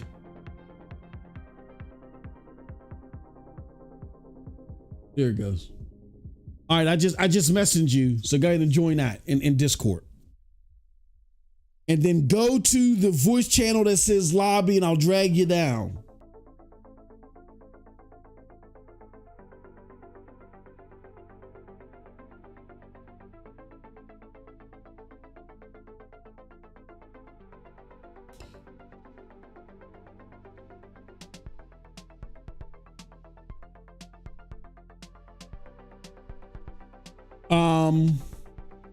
He's probably too busy, boss. Let's say that again. He's probably too busy writing tweets to some developer saying, please port this game. Oh, here we go. We're dragging him down now. Hello. Hey, you guys hear me? There he goes. All right. What's up, brother? What's going on, man? What's up, brother? What's up? What's up, Whole Blood? How you been? Yeah, good. You got It's Will good in the talking, house. Will Sinks. Hey, Will, what's been going on, good brother? How's been the fight trying to get those games on Xbox, man? Hey, man, still in the trenches, man. Just trying to get some games on there, you know. Yeah. So I wanted to get your thoughts on Fanfest, or a multitude of things on Fanfest in the state of fandom with Xbox. So I had posed a question to you in the chat about you authentically being an Xbox fan, and at one point in time I authentically was an Xbox fan, but the community being I remember the days. kind of like overrun. Would you agree, or do you think would you not agree that the community, at least on social media, that the community has been overrun with pseudo Xbox fans, people saying that they're fans of Xbox but really just haters of PlayStation? Yeah, I mean, there's a lot of everything. I mean, I think most of them are just like kind of hanging on, you know, trying to see if they can keep up with all the stuff that Xbox is doing. So, but yeah, I mean, after, you know, there's definitely a lot of like people just kind of want PlayStation to die. I don't see the point of that. To be honest, it's not really like great for business, so to speak. But yeah, I don't really pay much attention to those dudes. Like, I just kind of stay in my own lane and just try to, you know, keep the peace and just try to make sure everything's going well. You've never done that. You've never like, oh, PlayStation is that's never been your thing. It's always been, look, I want more on Xbox. I'm not gonna say I've never console warred because that's not true at all. So, but because you can see my Twitter, like you see my timeline, I've kind of done back and forth back in the Xbox One era and stuff like that. So, but you know, it's just because they don't really give you much ammo to work with. So it's like, so what's the point of doing what's really like doing that anymore? So it's like, you know, I'll just do my thing and, you know, I'll stay out the way. But yeah, like you said though, it's something I try not to do like lately. But yeah, that stuff's kind of lame, honestly. You know, it's like I kind of get if you're doing it, just, you know, like I like Dirt does this thing. That's like something different, like that kind of, that's fun. But other than that, like I prefer people just not like go that deep end route. That's kind of like you know, you kind of go into an extreme that's not like great either. So yeah, that's funny.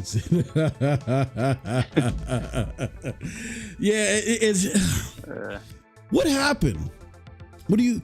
We were I mean, we've talked about, because Juice asked, he's like, what the hell happened between the 360 and the Xbox One? I look, man, and you know me, because my first video was Phil Spencer got a promotion and I'm not celebrating. I've always laid this at the feet of Phil. What do you think happened, in your honest assessment? What happened and why Xbox isn't competitive? Because I think this is important to even people like you, because I think their inability to be competitive is why you're having more and more challenges than ever and seeing the games that you want to play come to Xbox. Because I think developers are now just saying, oh, well, why are we doing this? Well, why don't we just go to PlayStation?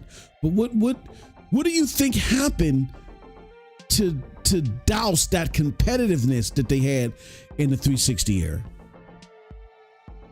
Yeah, so I largely agree with you. It's mostly like Phil Spencer, the executive suite. They're very disconnected from the actual fans and the like that kind of almost like the I don't want to say the industry, but the way they handle stuff very like in almost like an isolated way, because they're in Redmond, so they're not very worldly, you know, so they're kind of just in their own little space, their own little bubble. So that, I feel like they don't really have a great grasp of what you have to do to push your console and push your business. I mean, they do with the business aspect with Satya and stuff. Like, I think they could have just had a nice little silo of themselves without having to do. I mean, they could have done the multiplayer stuff, but I feel like they could have had that extended way later, like because I felt like that's like an eventuality that would have just happened anyway. But they could have at least staved it off for a little while the way Sony has, because Sony has like their own, you know, self-sustaining business. They have a lot of stuff going on. They got a lot of Asia support, you know, support in Asia with like Chinese games and Japan, and they do a great job with that stuff. Which is Xbox is really lacking in it. And I understand they can't really get too involved with the like Chinese stuff, because like they're also like they have to worry about security and stuff like that. But even still, like you can still get few games like the Wukong stuff, like Black Myth Wukong. Like, why is that taking so long? Like, well, that's like kind of weird. So yeah, that's the type of stuff that's like indicative of like the problems they have with like just trying to get games on their platform, and trying to see what's the problem with their platform that they have to fix to get more people on board. But they just never really seem to learn, unfortunately. Yeah. I think it's just a matter of, just from me talking to some of the devs doing the Stadia stuff, as far as the logistics are concerned, they do a lot of people, like, because I talk to a lot of smaller devs, right? And a lot of them said that, you know, we tried to get on Xbox Game Pass, and because you know, that would be a gravy train for us. And then when they were rejected or whatever, they're like, oh God, like this is not going to pan out for me, because now the consumer base has been, you know, kind of trained to, when it comes to the indie games, the smaller games, the games that you actually advocate for, Will, they've kind of been trained to not support, not to be like, I'm not playing that unless it's outside of Game Pass. You know, I mean, unless it's inside of Game Pass. You know what I'm saying? Do you think? Yeah. Go ahead. Yeah, look, I'm sorry to interrupt. Like, I'm not gonna hold you. That's a huge issue. Like the Game Pass stuff, people waiting for Game Pass and just training them to not buy games. That's a huge issue. The thing is, like, not every game is on Game Pass. So if you're a developer, you can try to get people to you know, get attention and say, hey, I'm not on Game Pass, but I have this game out. But it's still like a huge issue, because it's how they had, you know, they trained people to like either wait for Game Pass or like wait for a certain game to come there onto there, which is not good. You know, you gotta like have a market that is able to sustain both subscriptions and purchasing. Which is what PlayStation has right now. Even though it's not quite the same, but they have like a much better platform for just straight up purchasing and getting developers the money they need to, you know, to make to sustain their platform and their games and stuff like that. So yeah, I mean, I think they should really address that. I don't know how, because this is kind of like, you kind of at a certain point where it's a little difficult to navigate that right now. Yeah. Although I think with their first party they can do that. You know how they have the Game Pass standard, which is you get the games like much later. Yeah. I feel like if they could have done that at first, that would have been a lot better, because you could have your little sales window from like launch to like 6 months or 6 months, and then you could put it on Game Pass, and then hey, you know, people, you know, you have a nice little window to get like some sales in there. And then you have the indies and the third party that could kind of supplement that. But now it's I don't know, it's a little late. I mean, I don't need Game Pass, so it's not like a thing that I absolutely need to just keep gaming. So it's not a big deal for me if they actually like went ahead and did something like that. But I know for other people, it's like a huge, like, you know, deal breaker. It's a main motivator for them to engage with the platform. Yeah, yeah, for sure. Yeah.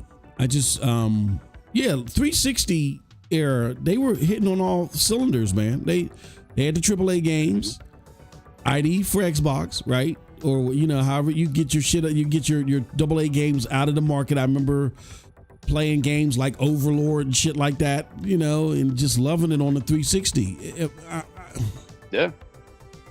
PlayStation really ran with that playbook. They ran with that playbook, and it went all the way to the finish line. So yeah, it's they just kind of lost focus. They lost a lot of good decision making, corporate people, and you could see that lady, what's her name? Was the lady that does she was an ex. No, it was the lady that does. She's an ex Microsoft employee. She does like videos on YouTube. My name escapes me right now, but he talked about how all that stuff happened behind the scenes, like Gears of War. I forget the name of her. I don't know why, but yeah, people like that actually talk about like what happened between now and then. I'll have to look up and I'll send you a link. Okay. But yeah, that's also a very interesting angle that's been around like on YouTube, and I watch her stuff. So yeah, I think most likely you might have seen him, but I'll have to. Okay. I'll look while you're doing your thing. Yeah, I'd be interested to see that. Yeah, because I mean the rise and fall, I want to say, of the Xbox. Oh, I got it. Sorry to interrupt you about. Oh no, go ahead. So it's Laura Fryer. Yeah, Laura Fryer. That's her name. Yeah, I remember that name. Okay, all right. Yeah. Okay. Yeah. Yeah, they lost a lot of. Yeah, she has a really people. good YouTube. Okay. Yeah, for sure. That's what happened too. Yeah. So, yeah. It's a big issue with that. And then, did you see? You subscribe to John Welfare on? I do on Twitter. Laura Fryer. I do on Twitter. I followed John Welfare on Twitter. Okay. Yes, so he had a lot of interesting. He had some interesting things to say lately, with regards to the trade war and all that stuff. So, one thing in particular was interesting to me was there's a tweet that he made. Let me see, I'll have it right here. He does do like the he follows the Xbox sales and stuff like that. I think he does tries to do it as best he can. He's not like an official, like he doesn't track it like to like the Xbox officially or anything like that. But this is one tweet. He said, if the Trump-China tariffs continue beyond June, I give it maybe 50-50. Microsoft just outright cancel Xbox Series production. PS5 will see massive price hike. I thought that was interesting. I was like, it's kind of crazy that you could just see like a Xbox just not having any like shipments out there. I mean, what's funny is that they don't really have like it's not like they don't have experience with that, especially lately. They haven't really been selling that great anyway. But it's an interesting thing going on with that. Like I feel like even also like with Xbox, the trade war going on, like it could actually benefit them in a way, because while they won't be selling like a whole lot of consoles and stuff, maybe developers would have a little bit more incentive to port there. But maybe maybe more free to play games, and because you need to saturate the market as much as you can, because if you're not going to have more consoles out, that'll be a problem as well. So you need to be on like as many places as possible. So that's one thing to think about. Oh, are you saying like through like xCloud, in Game Pass Ultimate or something? Well, I mean, just like platforms in general, like just like developers should probably keep in mind you should be on like. Oh, I see what you're saying. Yeah, be on more than one platform. I mean, okay. Yeah. I mean, I'm not gonna say that they're gonna do a huge difference, a huge difference maker compared to Sony and Nintendo, but with the stuff going on with Nintendo, and then PlayStation's doing just fine, so that you keep going on with that. But it may be in best interest to port more consoles, like because consoles, hardware stuff run into problems. So that could be, it's a weird little issue that can happen that could benefit in a way, but I'm not sure exactly how that's gonna work out. Yeah, because I think they would run into a wall with, okay, now we got to split up our teams to do. I think that's the issue that they're having. They're like, okay, now we got to split up our teams to do this, opposed to them just focusing on one platform. I see what you're saying. Like, let's increase the possibilities because less Right. people are going to be buying platforms. So we're going to have to start taking advantage of the platforms that are already out there. So yeah, I mean Yes, that exactly. yeah, that could be an interesting take on it as well. That's going to require Xbox though to be vocal about. Hey, look, guys, you know, enjoy. I mean, they're going to be affected by the cost anyway. Yeah. My thing is, I'm not a tariff expert. A tariff wouldn't affect. It's not going to affect the used market, right? No. So, because I'm pretty sure there's probably a shit ton of Xboxes now that have been traded. Like we got Geek to Sneak. Geek used to argue us all the time about the value of Xbox. Now he says, you know what? I traded in my, my Xboxes. So to your argument, which is an interesting discussion, to your argument, there could be like a shit ton of Xboxes out there that people could say, instead of me buying a new console, because I'm pretty sure that's what they're going to do. They're going to tap all the PlayStations. Like people are gonna buy the used market is gonna be dry, so that all the PlayStations are gonna be gone. So like you said, to your point, it might be in their best interest to port to Xbox because then people are good. Once all the we've already seen this. Once the PlayStations are gone, people are naturally going to say, well, in order for me to play these multiplayer games, I'm going to go to Xbox. I'm going to port on Xbox too.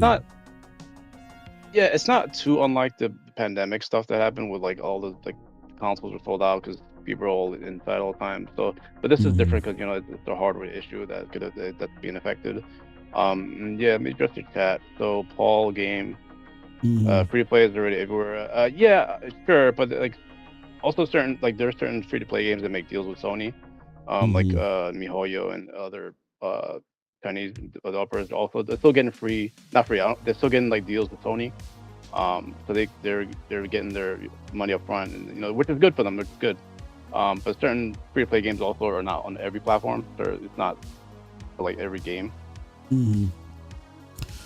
So and then it says, why invest putting games on Xbox if you can't get maximum return on investment? I mean, yeah, sure, I'm not denying that. I'm just saying that if you put your games on, you have a better chance that in this type of atmosphere generate to more like sales. Yeah, at least a little bit more. Like it's better than like not having a place like just having a limited space of places to put your stuff in. So you just work. You gotta work the way you can. You gotta work the way you can. Work all the angles. Yeah, that's all I'm saying. Well, if I'm Xbox, I mean that's a smart if I'm Xbox, I'm actually, because they have a partnership with GameStop. Like, didn't they partner with GameStop to power GameStop software with Microsoft? They infuse Microsoft in there. So I'm using that. I'm leveraging that partnership, and I'm saying, look, man, let's promote the shit out of the used game market when it comes to Xbox, because GameStop, we know you got a shit ton of them. Let's they could have a good secondary market there. Yeah, if these tariffs go through, let's push that secondary market and let's promote the fuck out of it so we can have people, and let's go to our partner, to the third party people, and explain to them that same thing. But that's going to require two things. It's going to require Xbox to be vocal about that and really push that second party, that secondary market. And then lastly, I think Paul Games brings up an interesting point. It's going to require Xbox to really try to find a very savvy way to try to promote game sales on the platform, because that hurts Xbox as well too. The game sales on the platform, like, they're down like 3-1 overall. Like, when we look at the market, there's like 70 million PlayStations out there. So maybe not even 3-1. Yeah. Maybe there's 30 million Xboxes out there, but the sales gap is wider than that. It is. And that's I agree. Yeah, I mean that is, that's assuming Microsoft can actually want to push their consoles and their stuff. They're kind of in a weird. They're a very weird company. They're kind of had their hands in a lot of pots and stuff like that. Yeah. So it's like they don't have one overriding thing they want to do. So that causes a problem for their whole like gaming. The whole approach platform. So because because you want to sell games on PlayStation and Switch, but then you also have to keep up, at least some incentive for people to keep playing on Xbox, and then that's not, you can't just, free to play stuff where it helps a lot, but you also need to keep going with your subscriptions. You gotta keep your developers afloat. You gotta do a lot of things, and I don't really have confidence in them in that regard. So that's not saying, so I'm not disagreeing with Paul in that regard. So that's the tricky thing with them, and that's the biggest point of frustration with me and that company is that they're always working with like a million different things, and then I don't focus on actually trying to better their platform. So and that's the problem with management. Satya is like, he just does, like you said, like he's like the main guy. He's just trying to make money for them. So. But it's totally down to Phil and management, and they're just they're still there, unfortunately. So yeah, and it seems like they can't get anybody better, which is kind of sad. But yeah, I'm not. Phil has done some cool things for them. He's definitely like, I feel like he's saved the brand from the brink, but at what cost? It's like it's a kind of a zombie brand at this point. So it's it's a weird situation. Yeah, I even question that because like.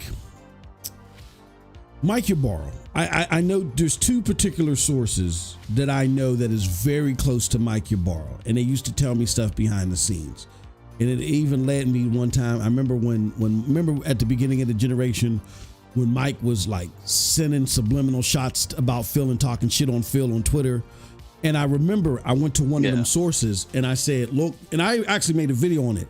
And I said, somebody needs to reach out to Mike and tell Mike he needs to chill out. Not because I'm not a big fan of Phil Spencer, but I'm like, Microsoft is going to buy somebody big. I could just feel it because me and Z had talked about this. I said, Microsoft is going to buy somebody big and we don't know if it's going to be Activision Blizzard. And in the video, I said, what if Mike is one day just like sipping on his Java and shit like that, got his feet on the chair and like, feet on the desk and like, oh man, it's great working here at Blizzard, man. Oh shit. And then somebody walks in and says, emergency meeting, Mike. And they tell him that Xbox bought him. Right. And I said, his world is going to be upside down. And lo and behold, that's exactly what the fuck happened. You know what I'm saying? And so that's why, and I had told somebody behind the scenes, they can attest to it. I said, please talk to Mike and tell him to chill out because he doesn't want to burn that, but he never knows. And then it ended up happening. He ended up getting let go anyway. But I think if Mike could borrow, go ahead. What are you gonna say? You're saying that meme, please get the brother some help. Yeah. The brother needs some help. Please help. Yeah, I did. Bruh, I said, I just was thinking the scenario in my head and it fucking happened. So to that, I say this. I know personally that there was a lot of tension between Mike and Phil because Mike was more hardcore. Mike was looking at what Phil was doing and he was like, this is too cupcake. He's like, we need to fucking take it to Sony. And then here's the ironic thing. I don't know if you remember this. I had actually went at Mike Ybarra one time when he had congratulated 2018 God of War for their accolades. And I'm like, Mike, what the hell are you doing? That, yeah. Like, fuck PlayStation. Stop fuck congratulating them. And that's how I David Jaffe then jumped in and said, hey, leave my buddy alone. And me and all three of us were going at it on Twitter, right? But come to find out, what motivated Mike to put that tweet out is he's saying, this is the type of shit we need to be making, Phil. Like, stop with this cupcake stuff. That's why he did. He was antagonizing Phil. And I can tell you other shit. I can tell you other shit offline. I can't tell you. Mike has done some crazy things even after the Blizzard. No. I think Mag actually said this. Did Mag say? I'll hold on to that one. I got to check with Mag. But there's even after Blizzard was Activision Blizzard was acquired, Mike walked into calls where I think Phil was present and said antagonizing stuff still. But anyway, the point of me bringing up Mike was, I feel like, I know a lot of people say Phil saved Xbox. I feel like if Mike was in that position instead of Phil, he also does exactly what Satya wants, but he does it better, because while Satya wants cloud and Satya wants subscription, that's all he wanted. Mike is able to pinpoint games that are going to keep Xbox somewhat competitive. I think they were handicapped too much because of the whole Connect thing. They were never going to run neck and neck, but they could have still catapulted themselves better into the generation and probably would have been competitive again this generation, I feel like, if Mike was around. So that's just my 2 cents on when the question comes up, did Phil save Xbox? I don't think so. I just think all Phil did was he did what Satya wanted him to do. And because Satya is a good businessman, they did better business-wise as far as not being in a hole anymore. But when Satya trusted Phil, there's a couple of critical times when Satya trusted Phil. He trusted Phil with the Bethesda purchase and how they handle Bethesda, and still trying to compete against PlayStation. And Phil was wrong, you know? Oh yeah, I agree with that. I mean, you could definitely see the whole tension between Ibarra and Phil back then. So yeah, I agree with that. You could definitely see that in the air, and he would have definitely for sure done things differently. I'm not completely sold on Ibarra though. Like, I feel like he was, because the way he handled Blizzard wasn't 100% great either. So I feel like he was like, you know, maybe he would have been like, I'm sure he would have been better than Phil. Yeah, for sure. But to what degree, not too sure. Yeah. But yeah, like, I agree. He probably would have staved off the whole thing, like you said, a little bit later, or maybe have it a little bit more sustainable compared to like how Phil dealt with it.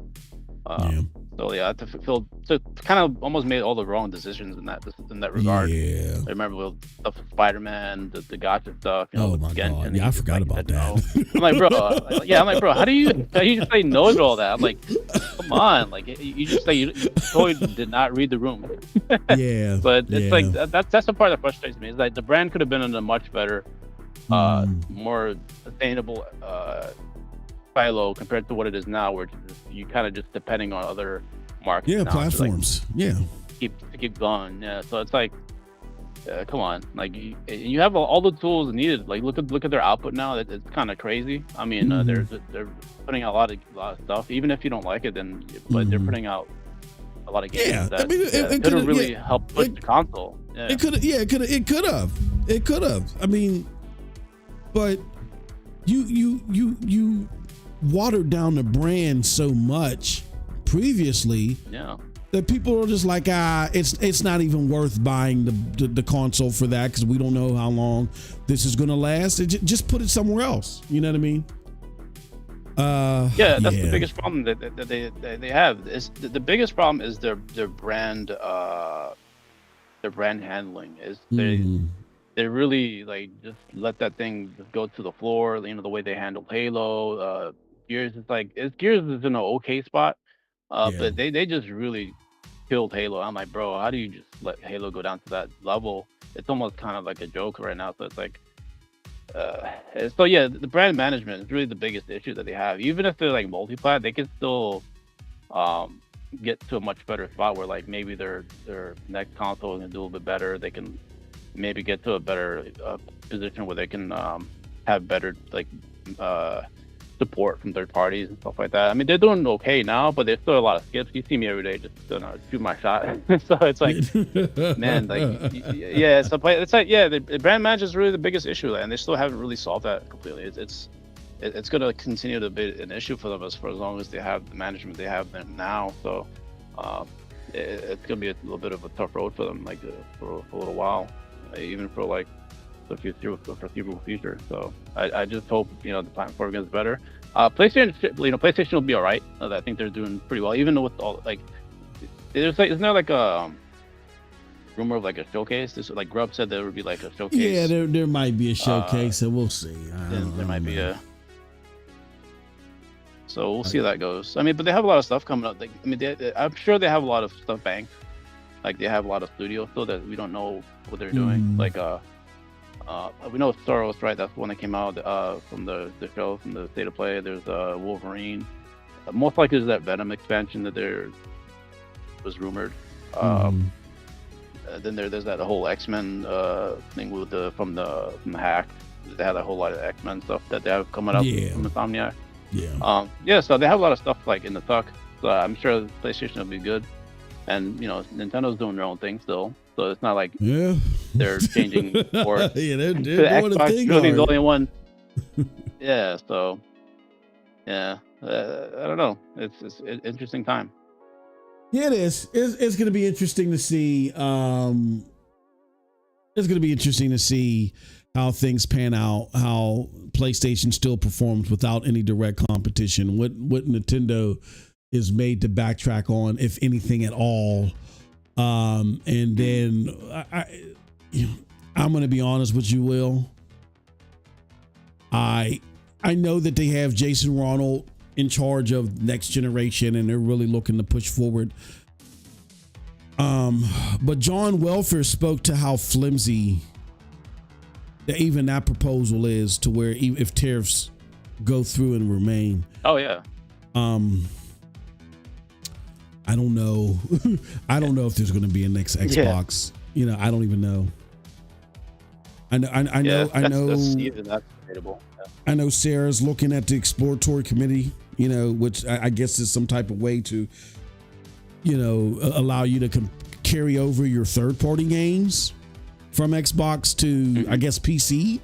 That's basically what this is. It's like, how can you take your third-party games and carry over to PC? That's because Microsoft is basically going to rely on the Windows Store. Like the Xbox Store is going to be the Windows Store, Battle.net, or some, whatever. You know what I mean? So they're converting over to PC. I don't know, man. I don't know. That's the thing. Or do they just go to make the Xbox experience platform agnostic with this new UI and stuff like that, or are they serious and do they just pursue cloud gaming with their games, or do they really pursue a complete ecosystem? I don't know. But so my thing was, I always felt like they should combine everything into one, like their storefront from the PC, their game, their console storefront, and they just have one platform where developers can just put all their stuff into one thing. They don't have to worry about like two different ports. And it looks like they're trying to do that, but I don't know how well they're going to implement that, because that's a lot of work, and it's also a lot of you have to really carefully plan for that, make sure everything goes without a hitch, and make sure that these developers don't treat your new unified system like they do with the Windows Store right now, which is pretty bad. It's not like horrible, but it's not that great. So that's the problem they have to work with it now. And with regards to the console, I don't know how you even install that, to be honest with you. It's tough. Maybe with like power, and then maybe features, and the one ecosystem thing where you can transfer to PC and maybe have more access to PC games. That could help a lot, but that is a tough sell. I don't know how they will try to overcome that. Especially with these two other consoles now. So I don't know. Yeah, it'll be interesting to see. I think what they're doing is they're saying, look, we're not gonna fuck with PlayStation anymore. We're done with that. But what we're gonna do is we're gonna go against Steam. Which is when you look at it from a market perspective, financially, Steam is capped around maybe 12 billion, and Xbox is at 20 billion. So maybe they can look at that and say, okay, we're bringing in more money to than Steam. So we could really like flex, poke out our chest versus them and look more of a competitor to them. But the problem is, and you've brought this up multiple times, is like abandoning your console business approach. You leave a huge hole financially because most of their money is made off of Xbox Live, or Game Pass that's tethered to console, game sales on console, and third party, transactions on console. Most of that money's coming from that. How do you can't overnight convert that over to PC? Because oh no, why would I go to the Windows Store for that shit when I can go to Steam? You know what I mean? And yeah, you can't compete with Steam. But you can we can do is get your store in a better shape. Maybe improve, because they have a lot of their library does stretch right back to like 360 Xbox One. Yeah. They have a lot of stuff. Exactly. I'm not gonna say they're comparable to Steam, but they do have a lot of games. Like they have a deep library they can improve, and they might have to use like maybe their console versions as like their main, like the main library for a little while until they get like their PC versions up to snuff. So maybe they can do that on the back end with like work with developers. Hey, we know that the Windows Store version sucks, so can you please fix this so we can have a nice ecosystem where we can help we can have a good competitive market. But that's like I said though, that's a lot of work. That's a lot of effort. So I don't know how committed they are with that. Like I hope they are, because that would actually benefit them. And like you always mentioned marketplace. That's a very important thing. That's like you said with the free-to-play stuff, you're getting revenue from there. You're getting revenue from microtransactions, third-party games. So that's all very important to your system. I don't know if I'm sure their third-party efforts they're important and they're gonna make a lot of money through there. But you can't always depend on them either. You got to have your own independent market to help you thrive as well. So I don't know that's you have to really work on that as well. The only way I see this working, because of the third party market, is they're going to have to create an emulator. This is just an idea, but I don't see it working any other way. They have to create an emulator now for these other games, like because their games are going to be fine. It's easy to port Xbox games to PC, and all that other shit. But you create an emulator, right? That you can play via the Windows Store or whatever, right? But their big problem is the discs, the games on discs, right? So what they're going to have to do is allow people to put a disc in through. They're going to have to create some type of program to where it'll recognize the license on that disc, and said license on disc should be able to give you a digital license.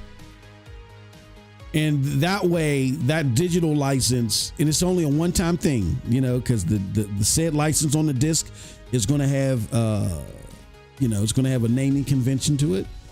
And so that license then becomes a digital license for a particular user.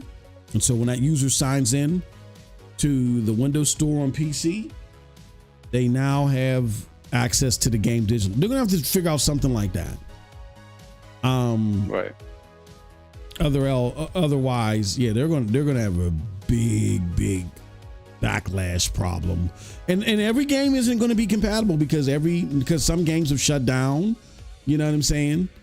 Some stores have shut down, so some games you guys are going to lose unless you have the console. But in a way, the Series X is kind of a lifeline for the physical part, because they can maybe use that as a like you were saying, like a physical disc, like Tekken or something like that, like just to make sure that you own the game, and then they give you the license for it and transfer it to the next generation thing they have going on. So I think that'll be Series X in a way is still very would hold its value in that regard. And even today as a physical console, that gives it a lot of value over the digital stuff. I know joke around that Series X is your junk console. But I mean, and it's just a quick resume, like I said, is quite good.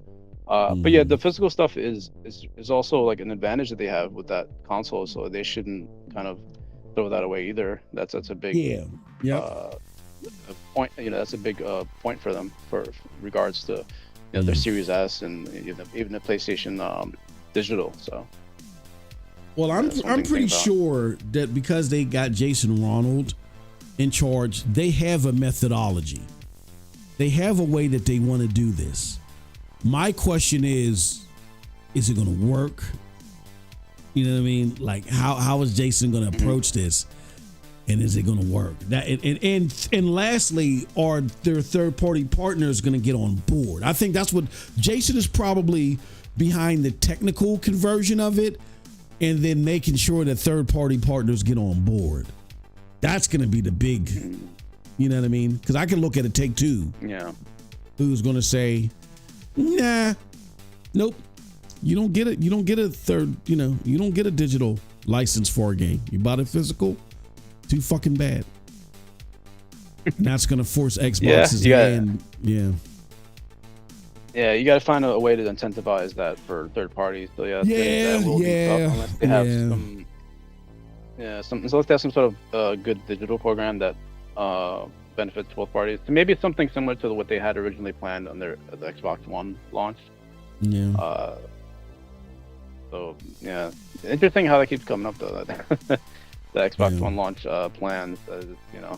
I wasn't a fan of it, but the way they market it, like they try to sell it, was not good at all. But I feel like there's some good ideas in there that they can maybe.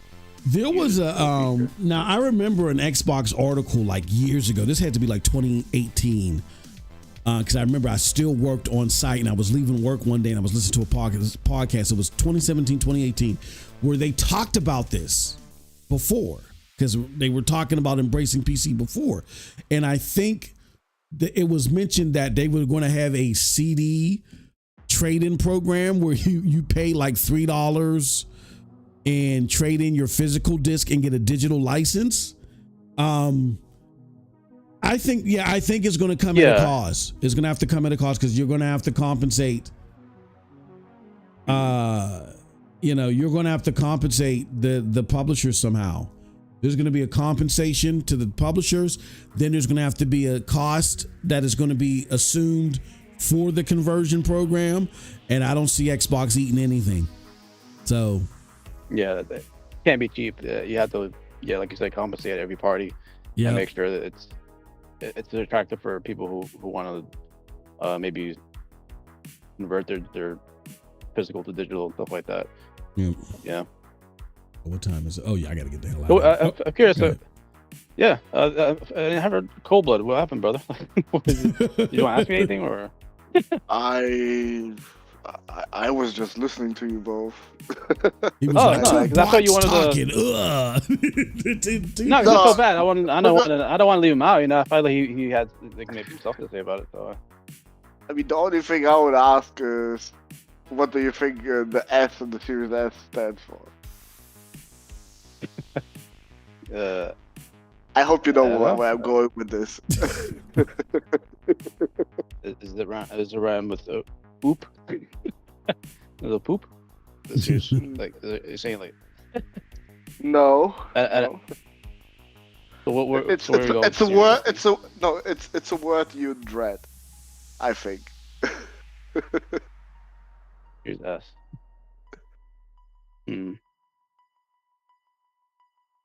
Yeah, for some reason I'm not really. Nothing comes to mind. No, maybe because I'm kind of live, so I'm not 100% dialed in. So. Well, I think the S stands for skip. Just skip. Oh, interesting. Okay, yeah. Hey, man. That's gonna happen for a while, man. I've come to peace with that, Stuff's gonna skip. There's a lot of games out there, so that's the good thing. But yeah, it does suck, man. Like I try to go after the skips as much as I can, but there's only so much that one man can do, and and your crew, you know. So it's like you almost have to do the job for them. It's like annoying, but it's gonna happen for a while. So yeah, you know, yeah, it it is what it sucks. is. Sucks. All right, guys, I got to get out of here. What really sucks is no more competition. Yeah, This is the only thing that really sucks. Yeah. Because I don't, as much as I am enjoying my PlayStation 5 and I really enjoy my Pro, I don't like the prospect of Sony not having to look over their shoulder at all. I mean, did they have what was Xbox like right breathing down their necks? No, but the fact that they were there competing made PlayStation look over their shoulder and create a conversation where they said, how can we keep this distance? You know what I mean? And they're not having those conversations anymore. So I agree. Not good.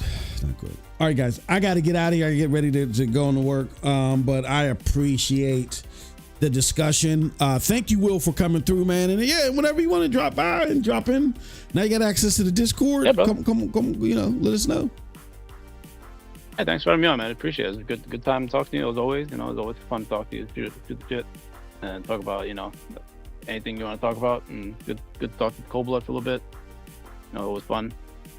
Sure. And yeah, shout out to your chat. I know your chat was you know, they were saying a lot of things in the chat.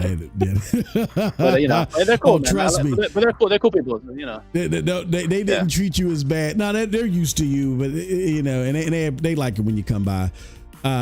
Trust me, they treated you better when I had Paris when I had Paris here. They were. I had to tell Paris to ignore them. Oh jeez. Your chat's cool. Like, yeah, I mean, we may disagree, but it's whatever. You know. Exactly. It is what it is. Exactly. Yeah. All right. Good show, man. I love your show, and keep it up, man. It's always, appreciate it, brother. Fun. As always. All right, y'all. We're gonna get out of here. Members. I'm running late. So I'm going to try to squeeze in some content for you guys when I get back. I'm going to do something. So yeah, stay tuned for that, but I got to get out of here. With that said, appreciate everybody. Until next time, have a wonderful gaming day. Peace.